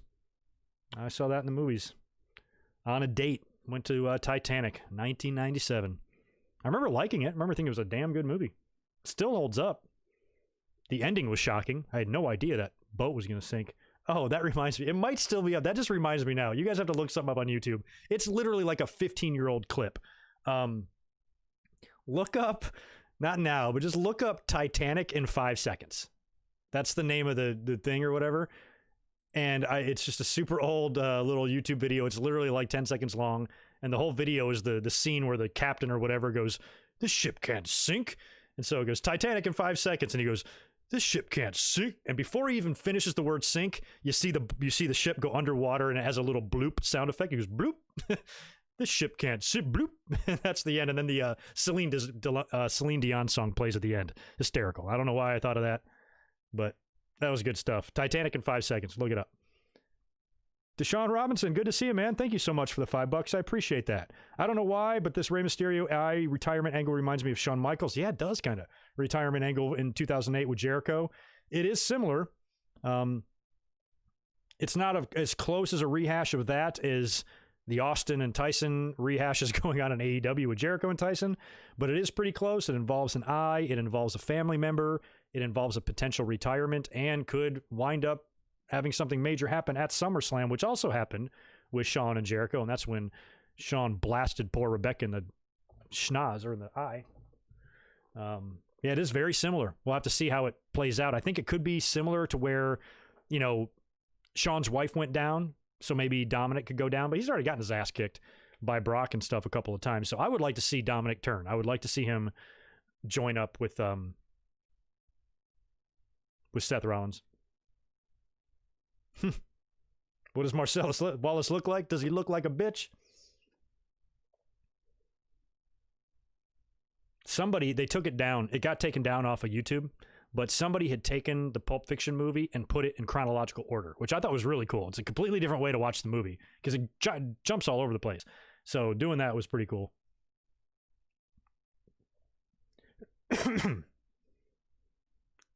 What do you think was in the case? A lot of people say it's Marcellus Wallace's soul because he got the Band-Aid in the back of the head. And when you sell your soul to the devil, that's where they remove your soul from, and then it was in the case because we never saw it was in the case. I also like that something bad happened to John Travolta every time he used the bathroom. Every single time. In the coffee shop there, he's in the bathroom when they try to hold the place up. He's in the bathroom when Bruce Willis shoots him, and there's one other situation. Oh, and then he's in the bathroom, and Mia Wallace ODs. So every time he's in the bathroom, shit goes down. Oh, Rarely Even. I love the Deadpool movies. They're great. I've always liked Ryan Reynolds. He's funny. He's a funny guy. And because I don't know anything about like superhero movies and shit, I don't know anything about Marvel or DC or none of that. Never watched the Supermans or Batmans or Aquamans or Ant-Mans or Iron Mans. Never watched any of that stuff. So, but the Deadpool I knew would be different because it's, you know, kind of a comedy thing. So unfortunately, a lot of the characters that I think have appeared in other movies, I'm not familiar with them because I don't know anything about Avengers and stuff, but they were funny. They were really funny. Oh, we forgot to talk about that. Shit, how did that not make my notes? Thank you for that, Devlin. This will be my last point, then I'll get out of here since we've been going for 2 hours. I completely forgot that we did have a title change on this Raw. I must not have written it down. Whoops. The Rob Gronkowski saga has come to an end finally in WWE. He, of course, signed with the Tampa Bay Bucks after winning the 24/7 title, I think at WrestleMania or whatever, right? So they had to get that belt off of him at some point. They've been doing little teases on TV with R-Truth, calling him Tom Brady, saying he's coming after his title. They did the same thing tonight. Gronk was cutting a promo in the backyard or something, and then R-Truth was in disguise, and he rolls him up and gets the belt back. So Gronk was a trooper. I'm not a big Gronk fan. I always thought he was just an obnoxious idiot, weirdo, or whatever, but good on him for, you know, not saying, oh, too bad, WWE, just here's your belt, fuck off. You know, I got a serious career to worry about now. The fact that he was able to work something out with them where they can do the angle. And I don't know with his contract, because he did sign with WWE, if that automatically gets voided or if it's on pause or if he'll, you know, come back into the company or still be affiliated with them whenever football runs its course or in between seasons or he retires again. Don't really know, but thought that was cool that he at least dropped the belt back because he knew they were going to do that. They were going to put that belt back with R-Truth. And now I feel like a little bit more at ease because that whole thing, that whole idea of him even being champion was kind of weird to me. So I'm glad that they got that done. Somehow that did not make my notes. I completely forgot to mention that. That was arguably maybe one of the best parts of Raw. I'm still going with the Asuka Charlotte match because I thought that was good. But I know, I forgot about the prestigious 24/7 title. Thank you, How Weezy. You might be getting out of here, so thanks for hanging out. Holy shit, I got a whole bunch of dislikes. What happened? You heard my Trump comments? Oh no. What will I do? So yeah, if you guys could hook me up with a thumbs up, I'd appreciate that. And I'm going to go for about 3 or 5 more minutes here. That way we'll have a nice little round 2-hour time on the review, because I think we're at like an hour and 57 minutes or something like that right now. Is Die Hard a Christmas movie? Yeah, I'll say yes. But I would, people who say is Die Hard a Christmas movie, I say is Die Hard 2 a Christmas movie. They're both filmed at Christmas.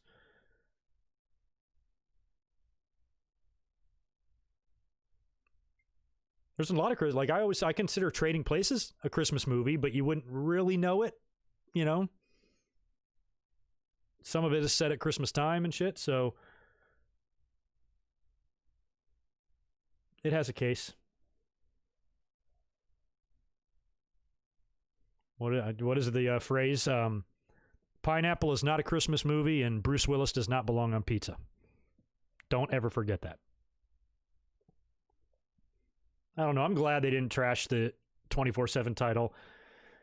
Right now, it still is champion of the ugliest title. I think the runner-up is the TNT title in AEW, but that green clock is ugly as shit.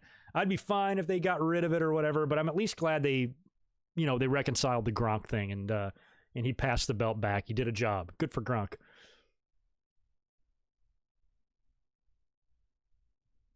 Did I see Die Hard when it first came out? Not in the movies, but definitely had it rented.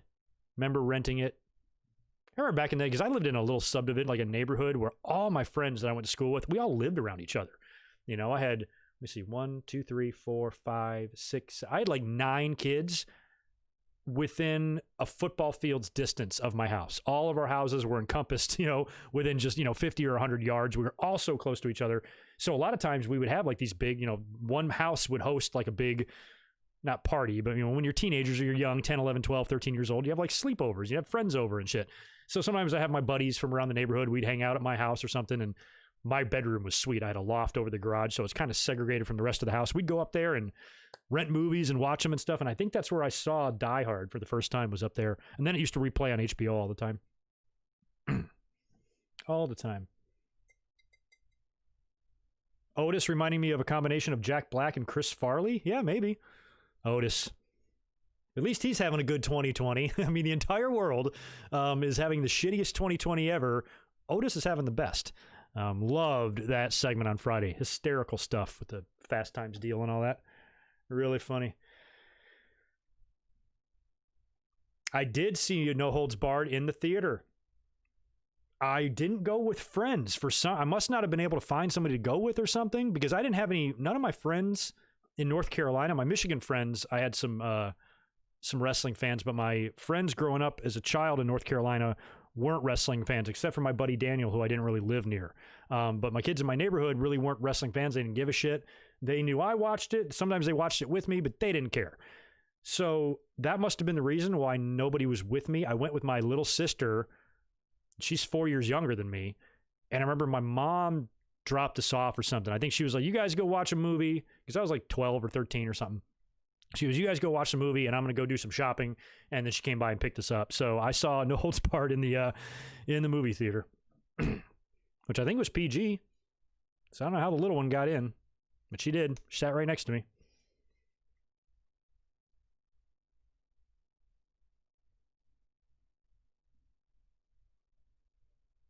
Oh, see, I was not a fan of that belt. I'm guessing, Robotters, you're talking about the O2 Undisputed Championship, right? That after they combined the two belts after WrestleMania 18. I am one of the few that didn't like that belt design. A lot of you told me you liked it. That's the Eddie belt, right? The Eddie belt, the Brock belt. I was always not a fan of it. Just never liked it. Never liked the title at all. And I think I'm in a minority there. A lot of people did like it, but I was still so attached to the Winged Eagle. I didn't like the replacement for that. I didn't like the big blue Attitude Era belt. Wasn't even a huge fan of that. And then they had this one because they had the two belts and they had to kind of merge them together. So they made that. And again, I just wanted something a little bit that resembled, the beauty of the Winged Eagle days, because I'm such a mark for that. But yeah, I was not even a huge fan of that. But anyway, well, that is going to be it for me. Unfortunately, I'm going to strand 800 people in the chat, but I appreciate you guys hanging out with me this evening. It was always fun. I got to think about this week. I got a different schedule this week, so I'm not sure. I'm definitely going to be up here Saturday for the Winged Eagle, and then we have the pay-per-view on Sunday. So Saturday's Winged Eagle will include In Your House predictions, and that actually might... Oh, shit, I got a weird week this week. I think we'll still be okay for the normal time for the Winged Eagle, but I might have to postpone it an hour and do it a little bit later in the night. Maybe we'll shoot for Friday.